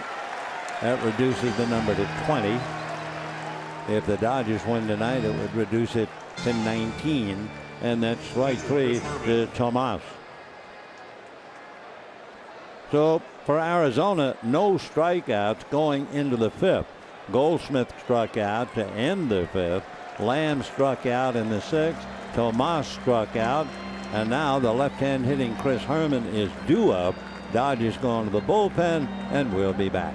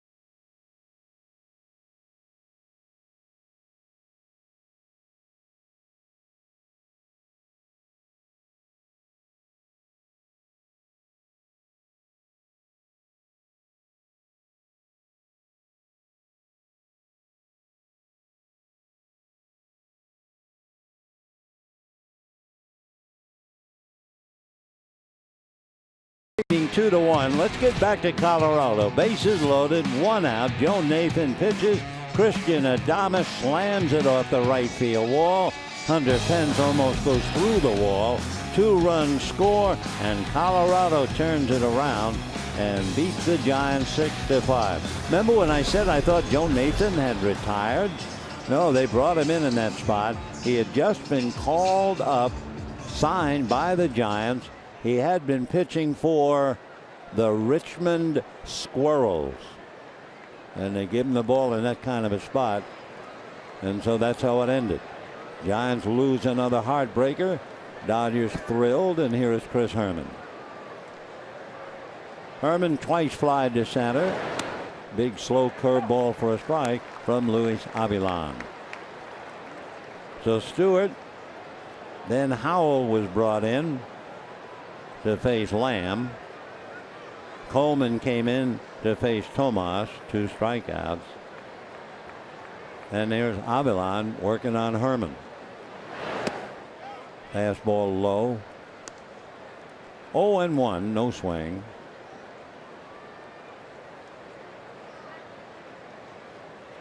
Brock Stewart went 5, allowed 1 run, could win the game. He's the pitcher of record, and he did go the required 5. Little low on a check swing, no swing.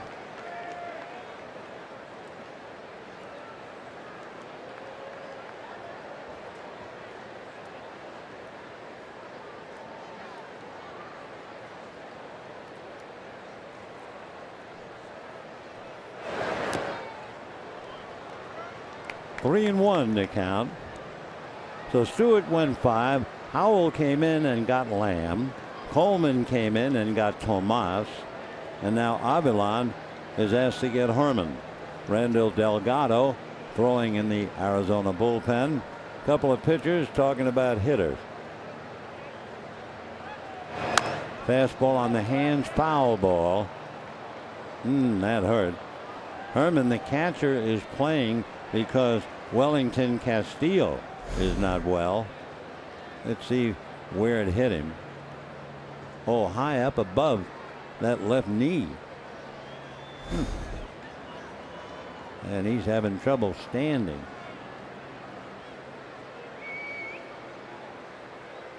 Well, he's going to try to move, but boy, that had to hurt. I don't think it was quite on the knee, just a little above it.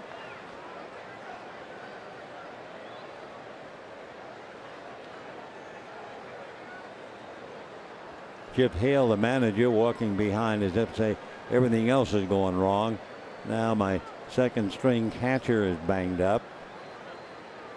Herman, like any other player, does not want to come out. He's trying to shake it loose, and he looks like he's gaining on it a little bit.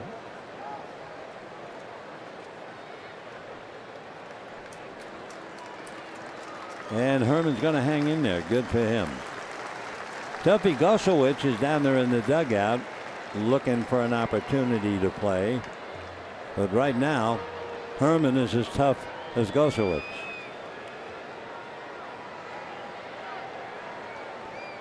3-2 the count. 2 down, bases empty. Dodgers leading 2-1, and we're in the 6th inning. And the fastball is low, and Herman is aboard. So Arizona now going to try and do it the hard way. They had 4 straight innings where the leadoff man got on base. They never did move him around at all. Mitch Haniger, right-hand batter, will be coming up to hit for Brito.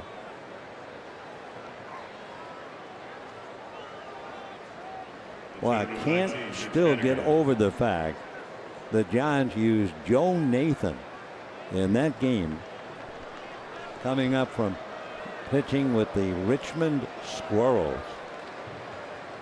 Meanwhile, Dave Roberts, who certainly has depth with a lot of young, strong arms, will lift his man Avilan and go to the bullpen again, and we'll be right back.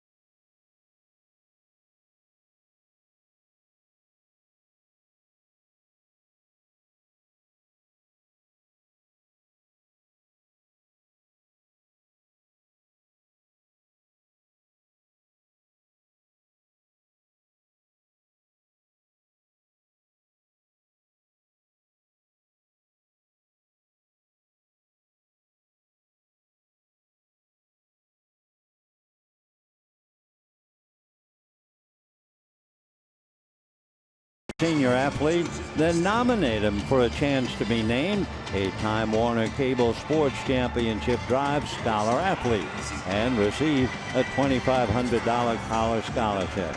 So go to twcschamp.com now for more information. So the Dodgers using 5 pitchers so far, and Jesse Chavez is the last one. He'll be brought in to face a right-hander who has just been called up sometime right after the 1st of September.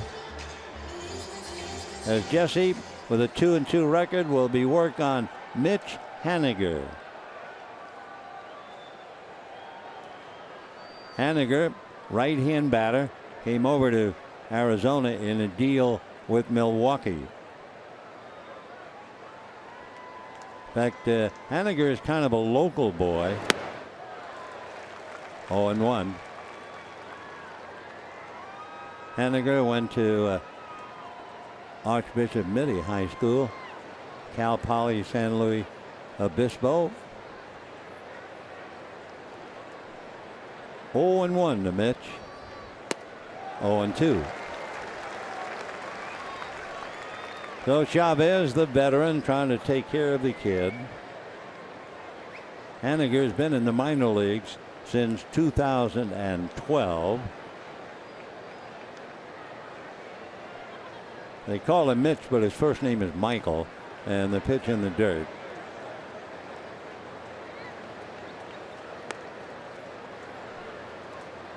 Michael Mitch was originally drafted by the Mets. Didn't sign. He has a brother, Jason, who played with the Pirates a few years ago. 1 ball and 2 strikes. Off speed, breaking ball hit up along first. Chavez flips it. Nice play at the other end by Seguin. And that'll be that. So a walk and a man left. And at the end of 5.5 innings, 2-1 Dodgers.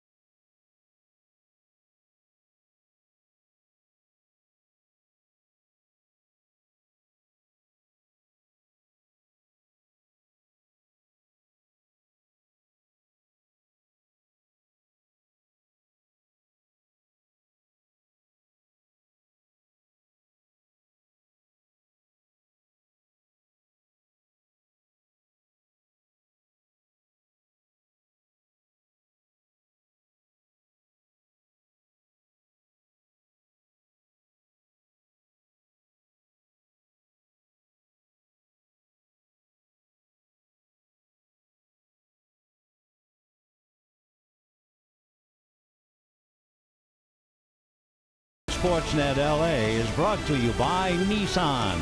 Choose Nissan today for great offers on our most exciting lineup ever. Shop online at choosenissan.com. And by Children's Hospital Los Angeles. We treat kids better. 2-1 in favor of the Dodgers, bottom of the 6th inning. Couple of afterthoughts. Number one, we were so surprised, really, to see Joe Nathan come in that clutch spot in Colorado. And he gave up that long fly ball single to drive in 2. And we thought, gee, Joe Nathan thought he had retired. Well, he was pitching for the Richmond Flying Squirrels. That's the Giants' Double-A team. So they reached all the way down there to bring him up, and they lost the game. Again, the weakness of Casilla, the closer, unable to do the job. That's fouled away. Mitch Haniger, who batted for Brito, stays in the game in left field. Turner has walked, struck out, 0 for 1.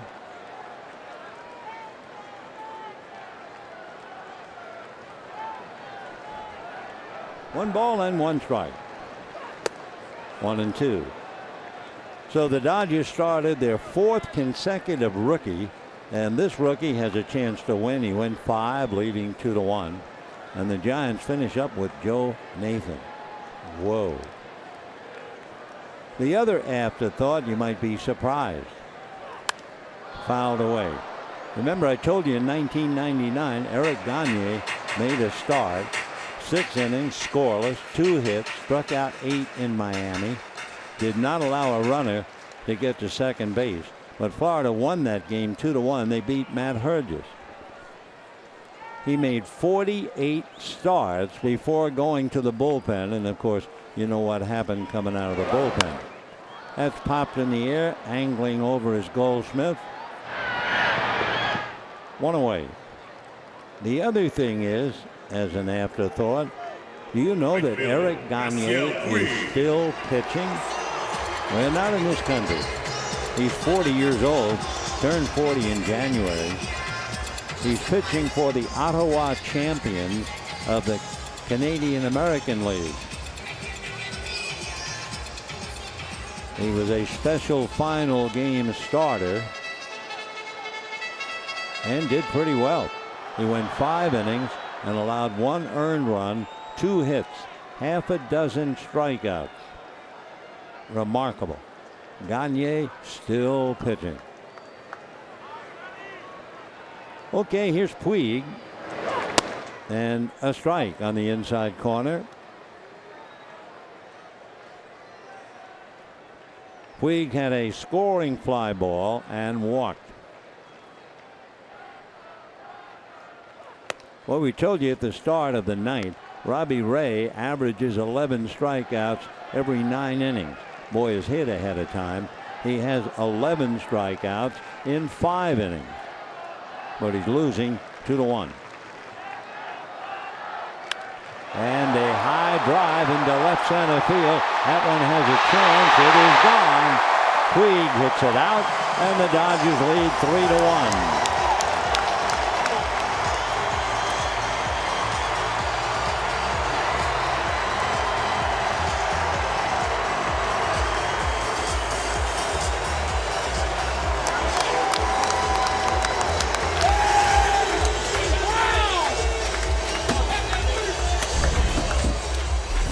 Robbie Ray gives up his 19th home run. Puig just took a nice, easy swing. It's amazing how strong he is. And the ball just carried into the first row and then dropped on down behind the wall.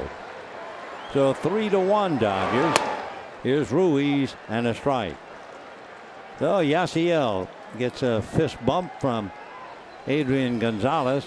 9 home runs for him, and the second in the last 3 games. That's a strike. Ruiz walked, fly to right.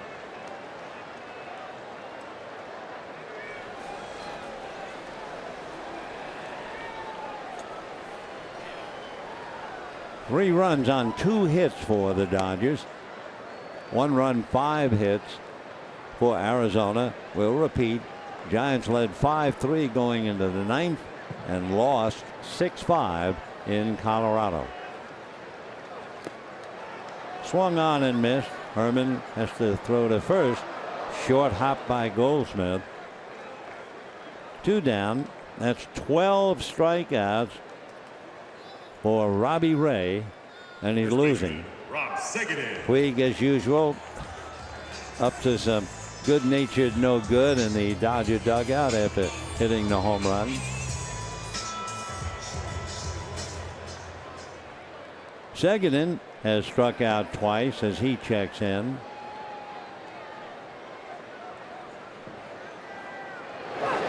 Fastball lifted to right field, very playable. Tomas is there, and that'll be it. But Puig hits a home run, and at the end of 6, it's worth another look before we go to commercial. And just easily, nice, easy swing, carries over the wall, and the Dodgers lead 3-1.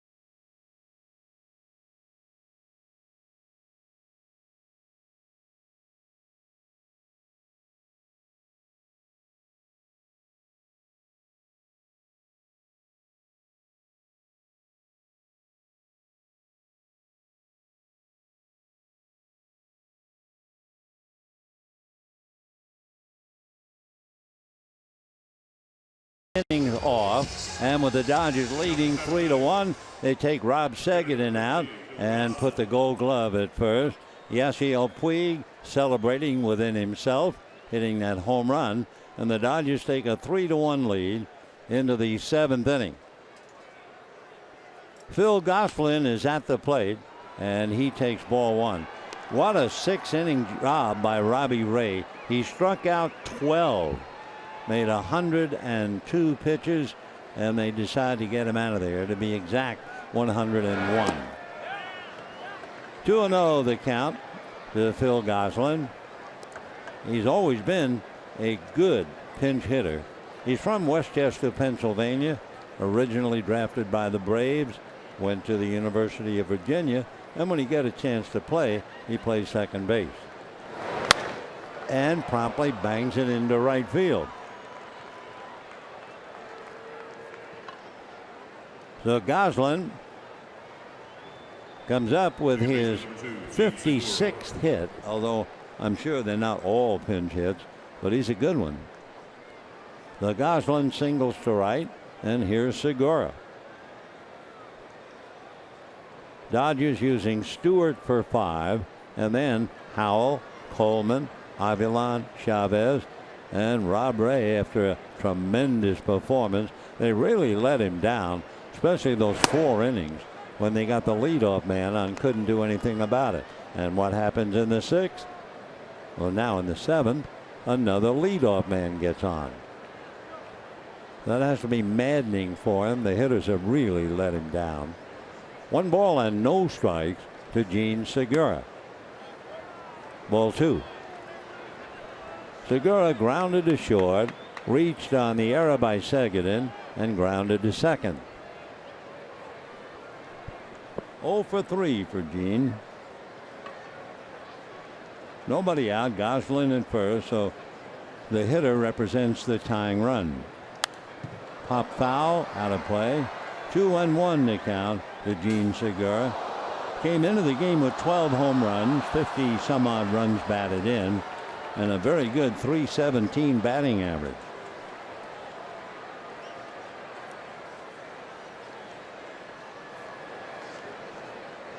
Two and one.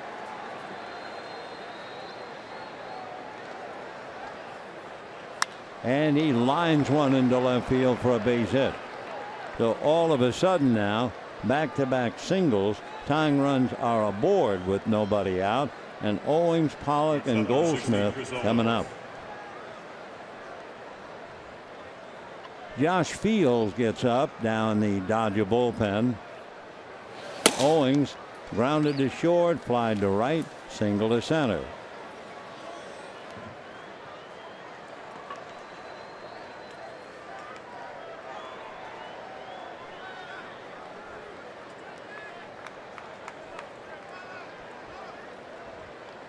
Owings tried to steal second. The Dodgers asked for the play to be reviewed, where he looked like he was safe. He came off the bag and was called out. Little roller to third, tough play. Tricky hop, picked up and thrown perfectly by Justin Turner. Oh, what a good play that was. Not only was it a dribbler, it had a little English on it and took a little bit of a bad hop. Here he comes, and that's the ball drifting, so he went with his glove and was still able to throw out Owings. Wonderful play by Justin Turner. However, now tying runs at second and third. 1 out, and the 2 big boys coming up, A.J. Pollock and Paul Goldschmidt. Pollock has walked, flied out a couple of times. Goldie has 2 hits and struck out. So Gosselin down the line from third, and the pitch a strike.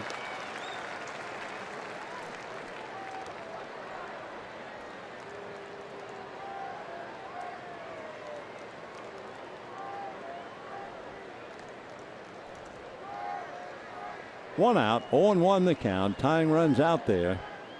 Gosselin at third, Segura at second. Fastball inside corner. 0-2 to Pollock.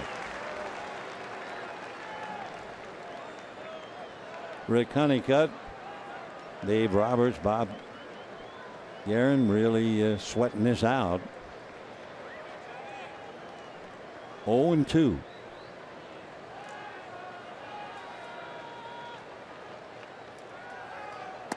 And down he goes. What a big strikeout that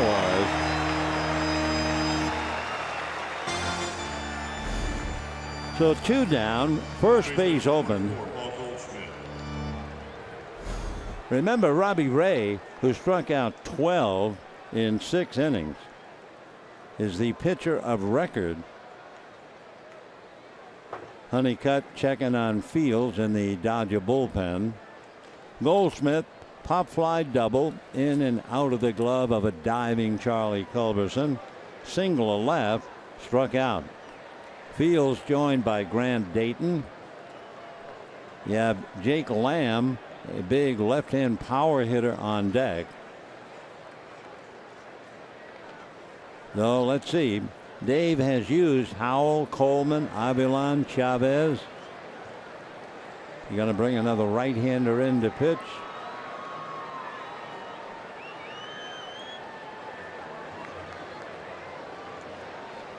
Well, there's Dayton, the left-hander. Feels about ready if they want him. Big thing they might be talking about is just first base open. Sure, he's going to leave him in. We'll see now whether he's going to give Goldschmidt just nothing to swing at, or will he walk him intentionally? Then they would bring in Dayton, I'm sure, to face Jake Lamb. But first we have to find out about Goldschmidt. 3-1 favor of the Dodgers. They're going to walk Goldschmidt.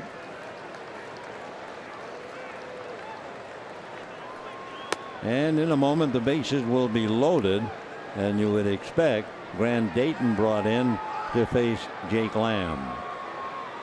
So Fields stops throwing. The intentional walk to Goldie.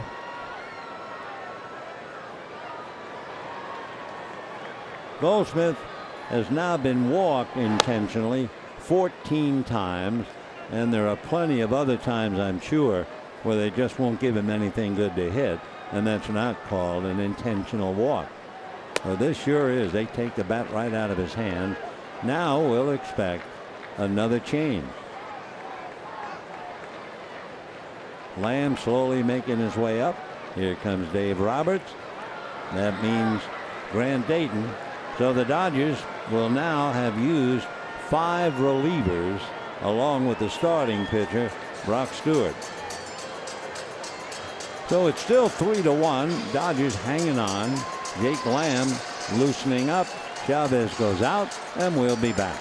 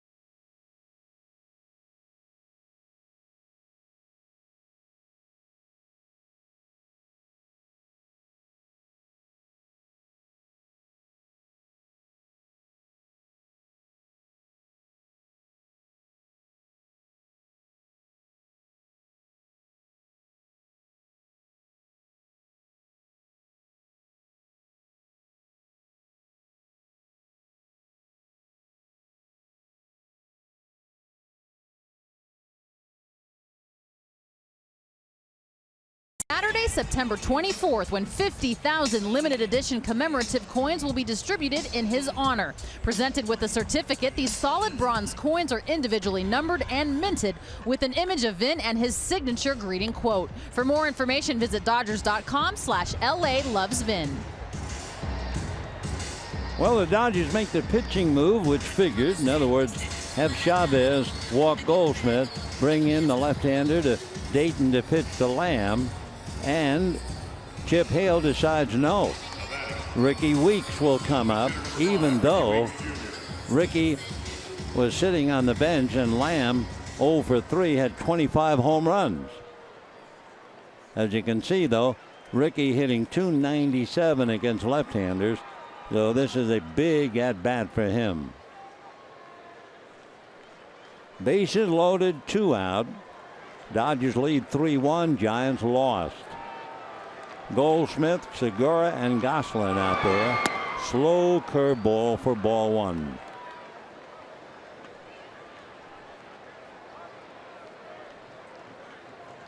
Ricky has had a long, successful career. Ricky Darnell Weeks by name. Good buddy of Prince Fielder. 1-0. And ball 2. 92 mile an hour at his feet. Ricky is from Daytona Beach, lives in Altamonte Springs in Florida. A second baseman, period. 34 years old, and a second baseman who weighs 220 pounds. Slow curveball in there. So Gosselin at third, Segura at second, Goldschmidt at first, 2 out, 3-1 Dodgers in the 7th. Roberts wheeling and dealing. Chip Hale puts all his chips in the middle of the table now with Weeks. And ball 3.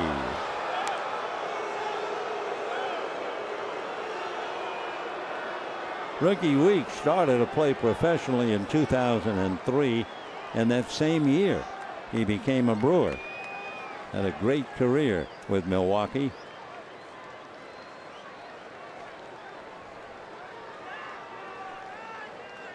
He'll be 34 on the 13th of the month. 3-1 with the bases loaded. And a strike.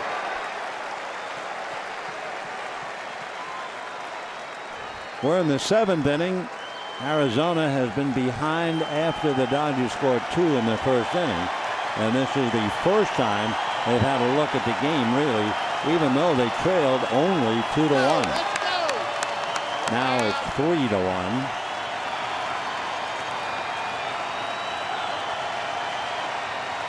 Three and 2 to Ricky Weeks with the bases loaded. Foul back.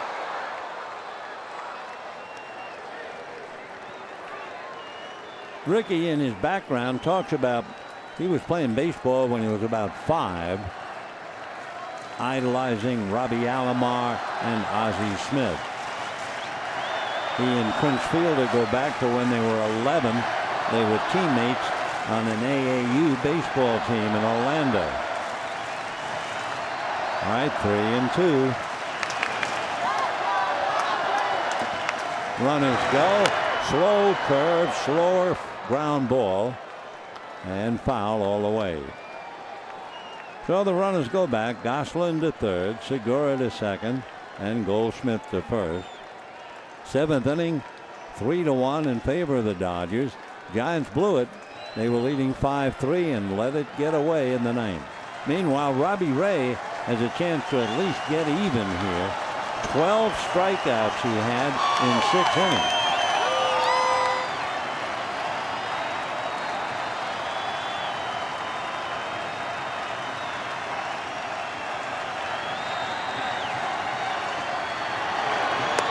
Got him.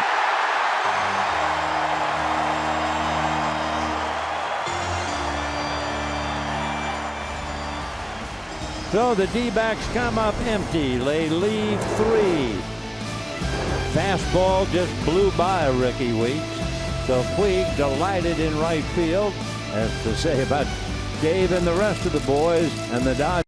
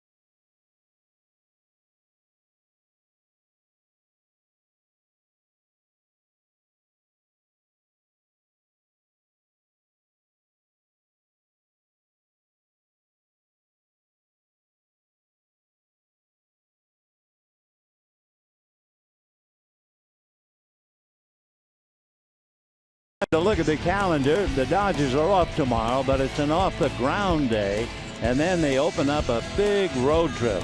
10 games with Miami, 3 in Yankee Stadium, and then after that they have 4 with Arizona, and they come home and continue to play. 3 with the Giants, 4 with Colorado, so it means the Dodgers play 16 and then 6 more, 22 games in 23 days. Phil Gosselin, who pinch hit and got the single, will take over at third base, and the new pitcher Randall Delgado will pick up. Heartbreak for Robbie Ray. Strikes out 12 in 6 innings and goes out with a chance to lose. Chase Utley will start it off, batting for Charlie Culberson. Andrew Toles is on deck, and that's a strike. Culberson was 0 for 2. Gives way now to Chase, just as Seguin came out and gave it over to Gonzalez. For Grant Dayton, that was quite a pitch, huh? 3-2, bases loaded, runners going, and you strike out the veteran Ricky Weeks. 1 ball and 1 strike to count. If you are keeping score, Delgado is in Lamb's spot.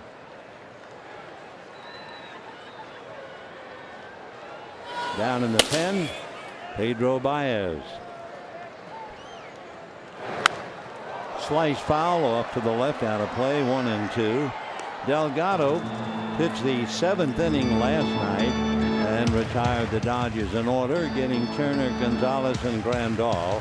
So they'll try him again. Dodgers trying to win 7 out of 9 against Arizona here at Dodger Stadium. They've won 21 of 26 here against Arizona. So it could be they'll be 7-2 and 22 of 27. Wow. However, they still have to play Arizona in Arizona. Dodgers are 1 game under 500 on the road. 2-2. High pop fly, and I mean high. Goldschmidt is calling. So Utley pops it up. 1 away, bottom of the 7th inning.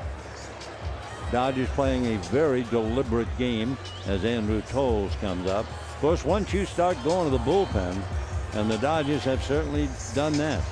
Stewart started and went 5. Howell faced a batter. Coleman faced a batter. Avilan faced a batter. Chavez came in and worked an inning. And then Dayton came in to go 3-2 and strike out Weeks with the bases loaded. So here is Tolles. Andrew takes ball 1. Hitting .385.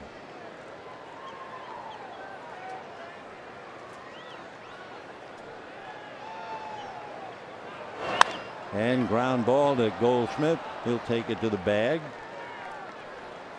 So 2 down in the 7th. Howie Kendrick coming up. The fielder, number 47. Pedro Baez will be pitching the 8th inning, with the Dodgers trying to hold on to a 3-1 lead.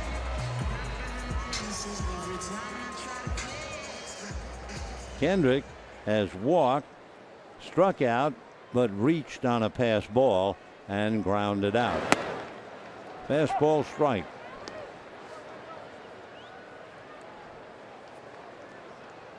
Kike Hernandez on deck.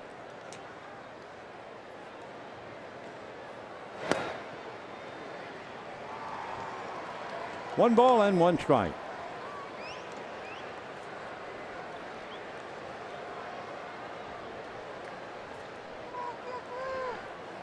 Dodgers scored 2 in the 1st inning, and then Puig hit a home run in the 6th. Ground ball to short. Owings takes care of it. So for the 2nd night in a row, Delgado comes in and retires the side in order. And at the end of 7, 3-1 Dodgers.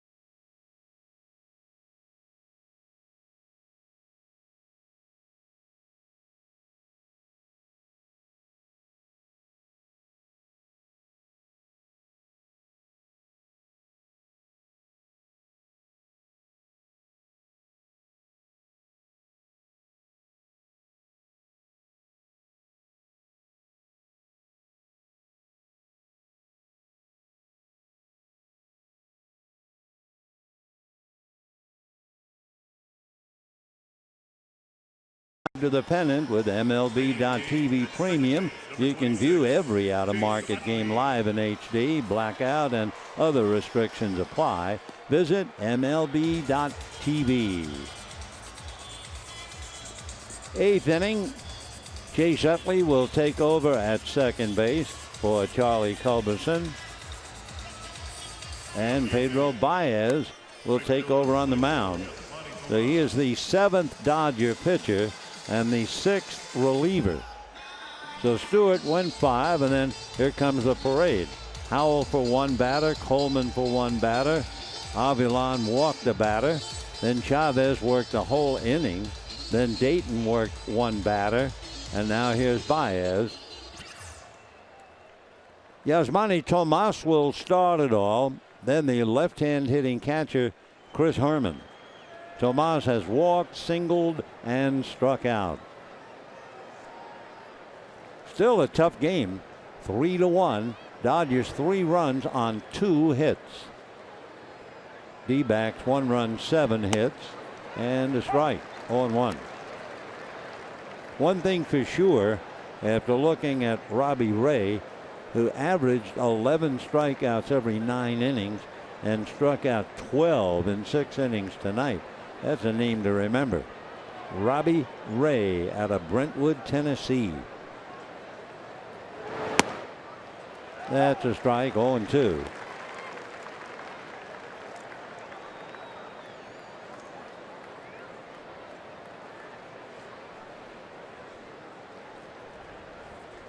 No balls and 2 strikes to Tomas. And good fastball at 97. See you later. The Tomas strikes out twice. Baez just blows it by the right fielder. And the batter, Chris Herman, the catcher, who fouled one off the knee but hung in there and apparently is okay. Herman has twice flied to center and walked.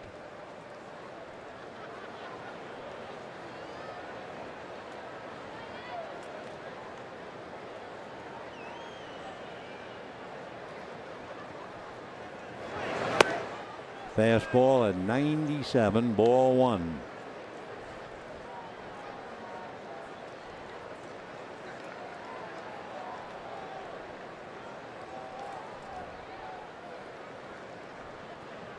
After Herman comes Haniger, who pinch hit and hit back to the box, stayed in the game to play left field. 2-0 to Chris Herman.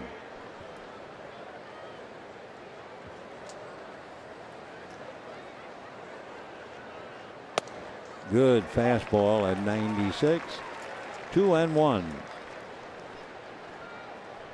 We understand that Baez was working a little bit on his changeup. But boy, we've been looking at 96, 97, and 98 last 2 times he's pitched. And that's 96. 2-2.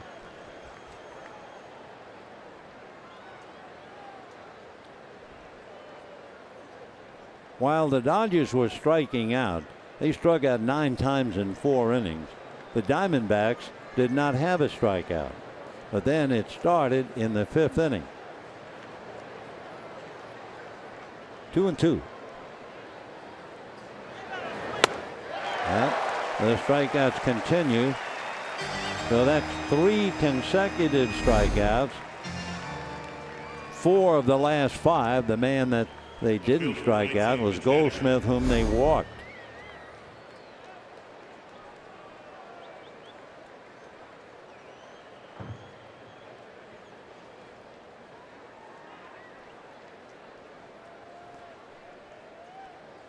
So here is Matt Haniger. Hit back to the box. His real name, Michael.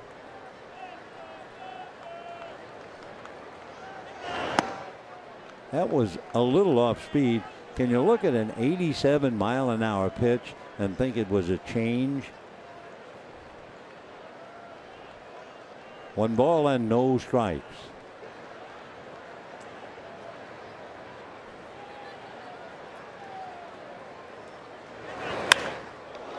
Boy, he was looking fastball, and that was foul. It went almost over his shoulder.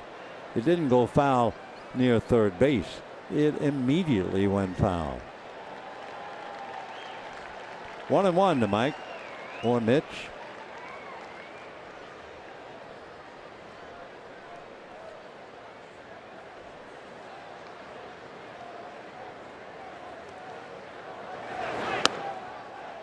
Strike. 1-2.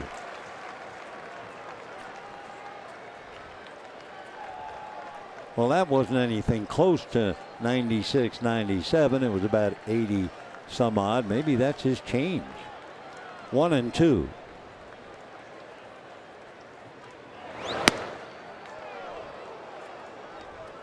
Two and two. Pedro Baez. It's been Stewart, Howell, Coleman, Avilan, Chavez, Dayton, and now Baez. Dodgers lead 3-1, 8th inning.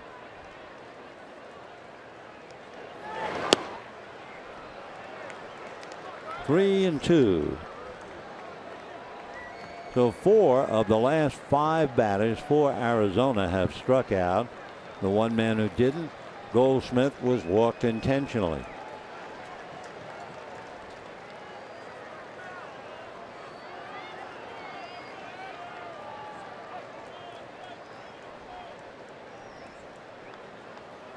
Arizona scored its run in the first inning. A walk to Pollock and a pop fly double that fell in off the glove of Charlie Culberson. And a walk. So Haniger walks. Phil Gosselin, who came into the game as a pinch hitter, singled to right and then stayed in the game to finish up at third base. So he's coming up to hit. 2 home runs, 11 runs batted in. Trying to get on base with Segura on deck.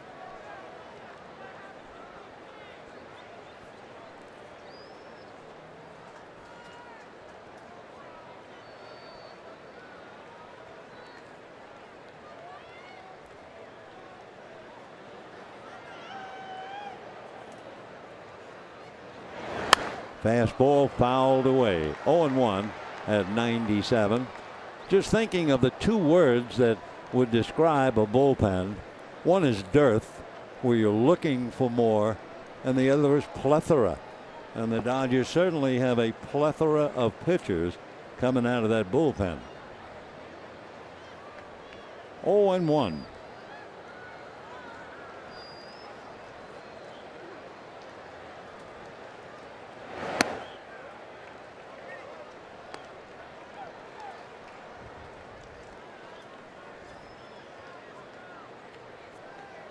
Three runs, 2 hits for the Dodgers. Seager doubled in a run and Puig hit a home run. And that's their offense. 1-1 to Gosselin.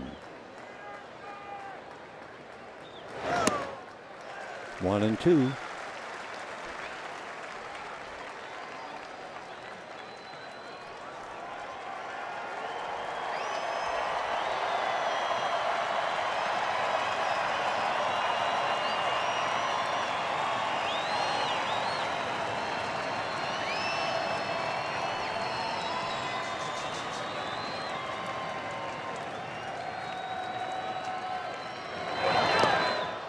Two and two.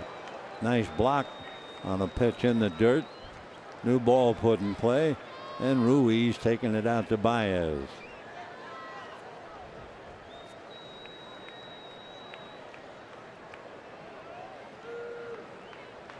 Two balls and 2 strikes. Utley and Seager have a little conversation at second base. Now that's broken up.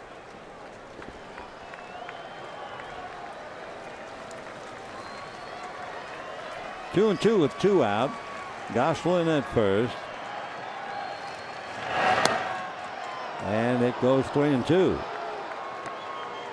So Gosselin just trying to get aboard somehow, get the tying run on, and bring up Segura.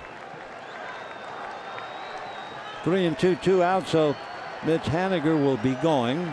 Big pitch. They're not holding Haniger, so he'll be flying.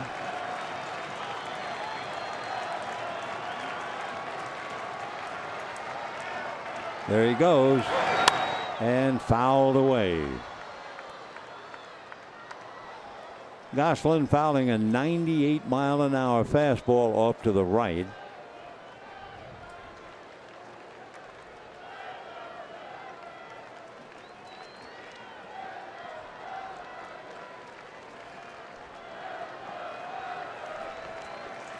Good battle here.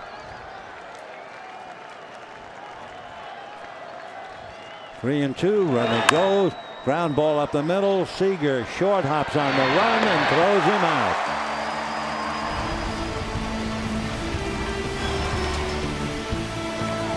no runs, no hits, man left, and at the end of 7.5 innings, 3-1 Dodgers.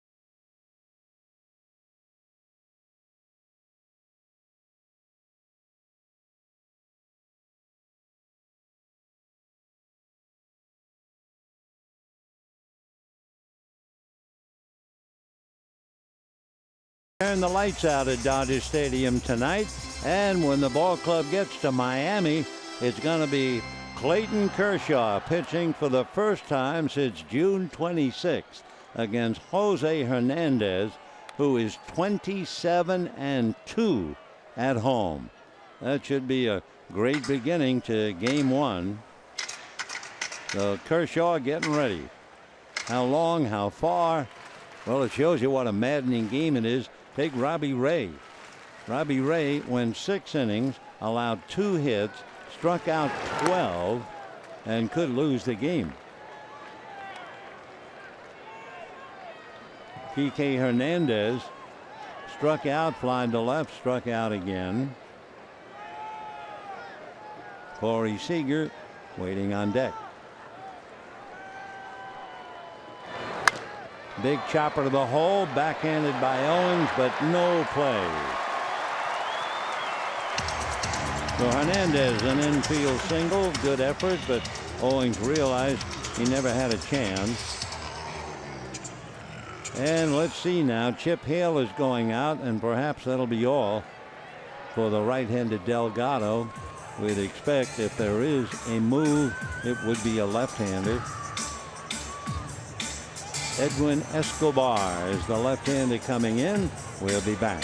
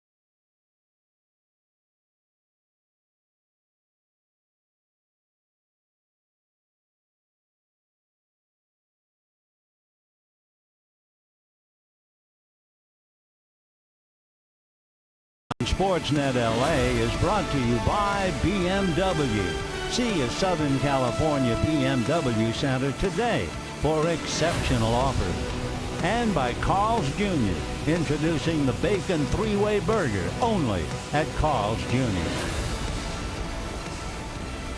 8th inning, Edwin Escobar coming in.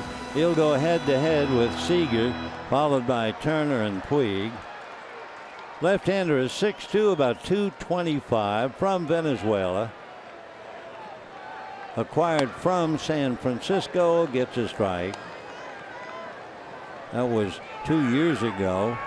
That sent Jake Peavy to the Giants. Corey Seager, double to right, struck out twice. Corey with 39 doubles and a flare into left field for a base hit. And the Dodgers have 2 on and nobody out. So Seager comes up with a hit. He's 2 for 4.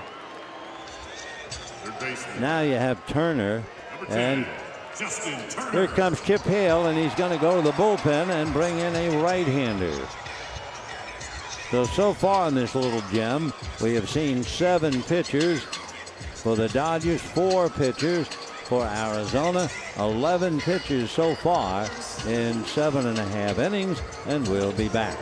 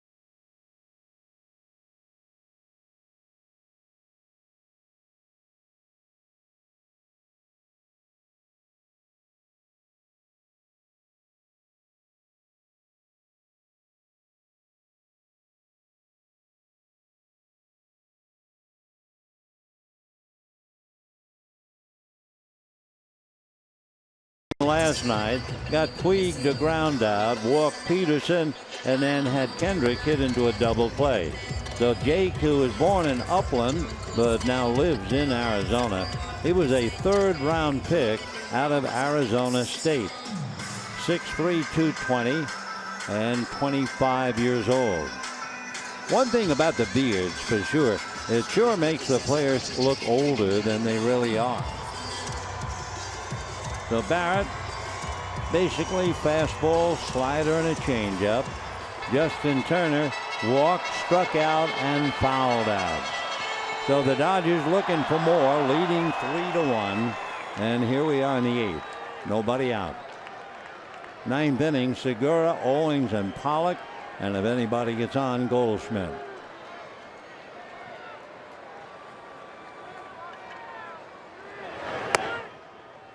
Ball 1.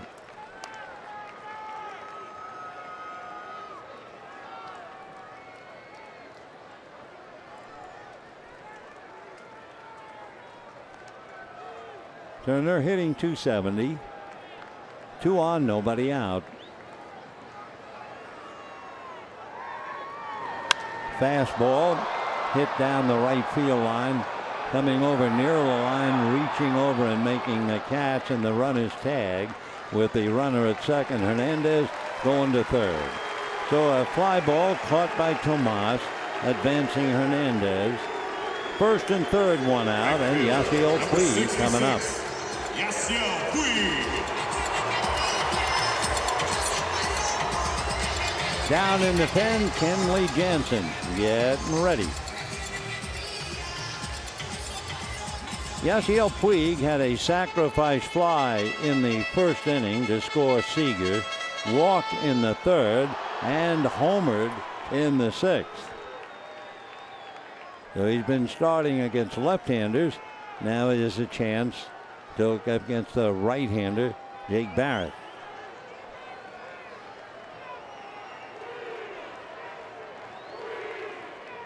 First and third, one out.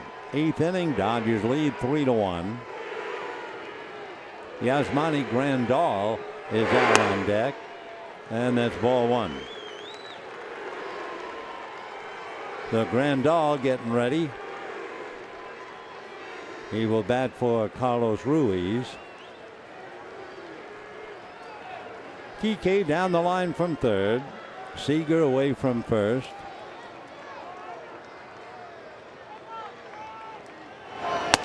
And that's a strike. Hudson and Hathaway in the Arizona pen. Hudson's a right-hander.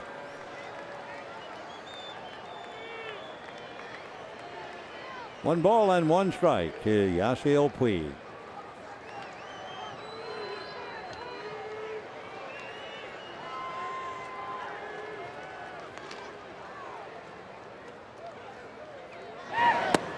Fastball missed. 2-1 the count. Puig grounded out against Barrett last night. The paid attendance tonight, 44,352. 44,352. Dodgers now have drawn 3,300,000 and about 350,000. 2-1. Nice save behind the plate by Herman. That should have been a wild pitch.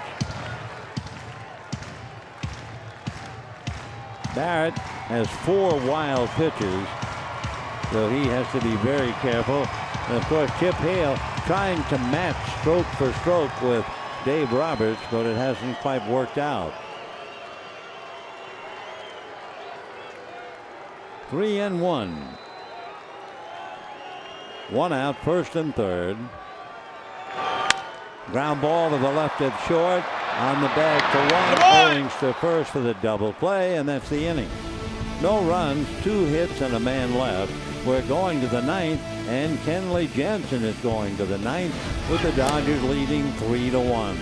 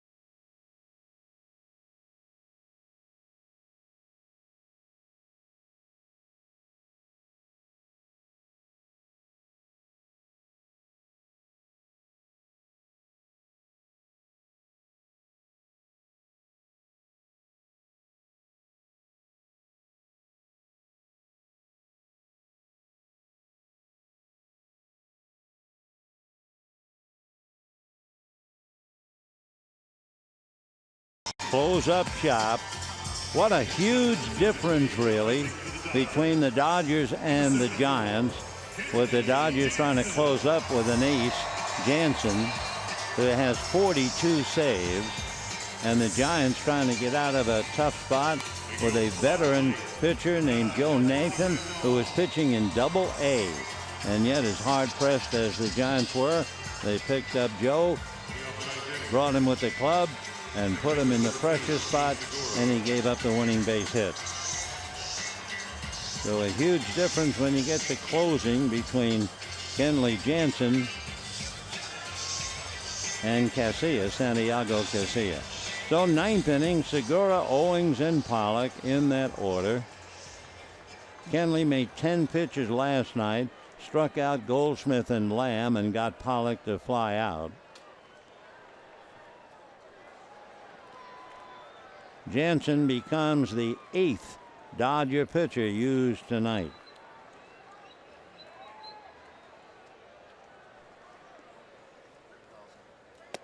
And a strike.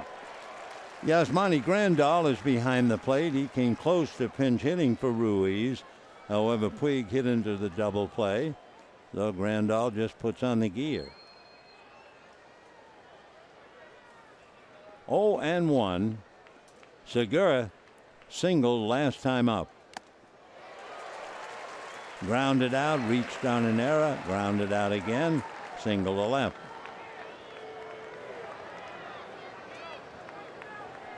Arizona had a frustrating night getting the leadoff man on and could not do anything about it.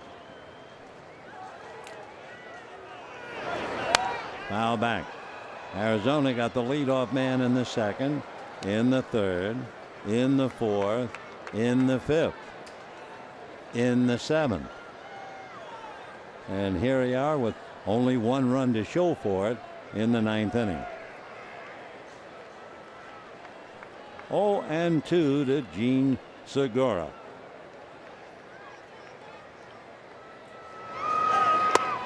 Got him inside corner with Segura bailing out. Segura shaking his head. Boy, he really did get out of the way of that one. And he got the inside corner, and down he goes. So Jansen with the remarkable set of numbers, strikeouts and walks, continues his merry way. Owings grounded to short, flied to right, single to center, grounded out, thrown out trying to steal in the fifth inning after originally being ruled safe.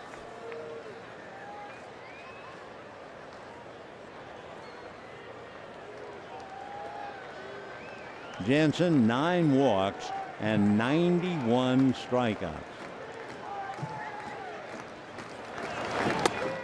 How good is a pitcher with a ratio of 10-1? Owings with Pollock on deck. So the Dodgers continue to mistreat Arizona. If they hold on and win, they will have beaten Arizona 7 of 9 here. High fly ball. Puig coming over towards the line.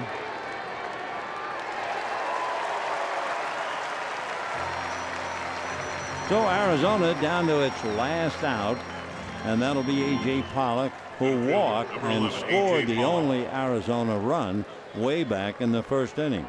A couple of fly balls and a strikeout since. So A.J. with his foot in the door, trying to keep it open for Paul Goldschmidt on deck.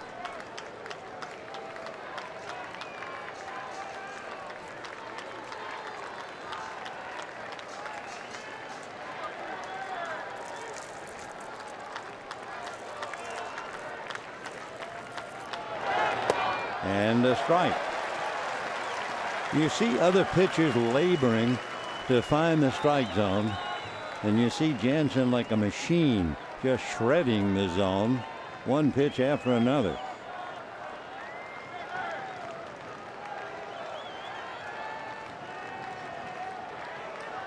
On 1. And a pop fly. Seager going out. Hernandez coming in. And it will be Pico. So the Dodgers take advantage again. They win and the Giants lose. They win tonight 3-1. Despite the fact the Dodgers had only 4 hits and 12 of them struck out. Didn't make any difference. The pitching held up. 3 runs, 4 hits, and 1 error for the Dodgers. 1 run, 7 hits, and no errors for the D-backs. The winner would be Brock Stewart, his first big league win, and the loser is Ray. And for Kenley Jansen, he did the job with 8 pitches. The play of the game certainly would be Yasiel Puig. He had a sacrifice fly in the first inning and then came up in the 6th and hit a home run. That was the 3rd run, so he drove in 2 of the 3, and he indeed was in charge of the play of the game. So that'll do it. It'll be a while before we talk to you, but the Dodgers will be in Miami Friday night, and we'll be talking to you on the 19th when the Dodgers play the Giants right here at Dodger Stadium. Until then, we wish you all a very pleasant good evening, everybody.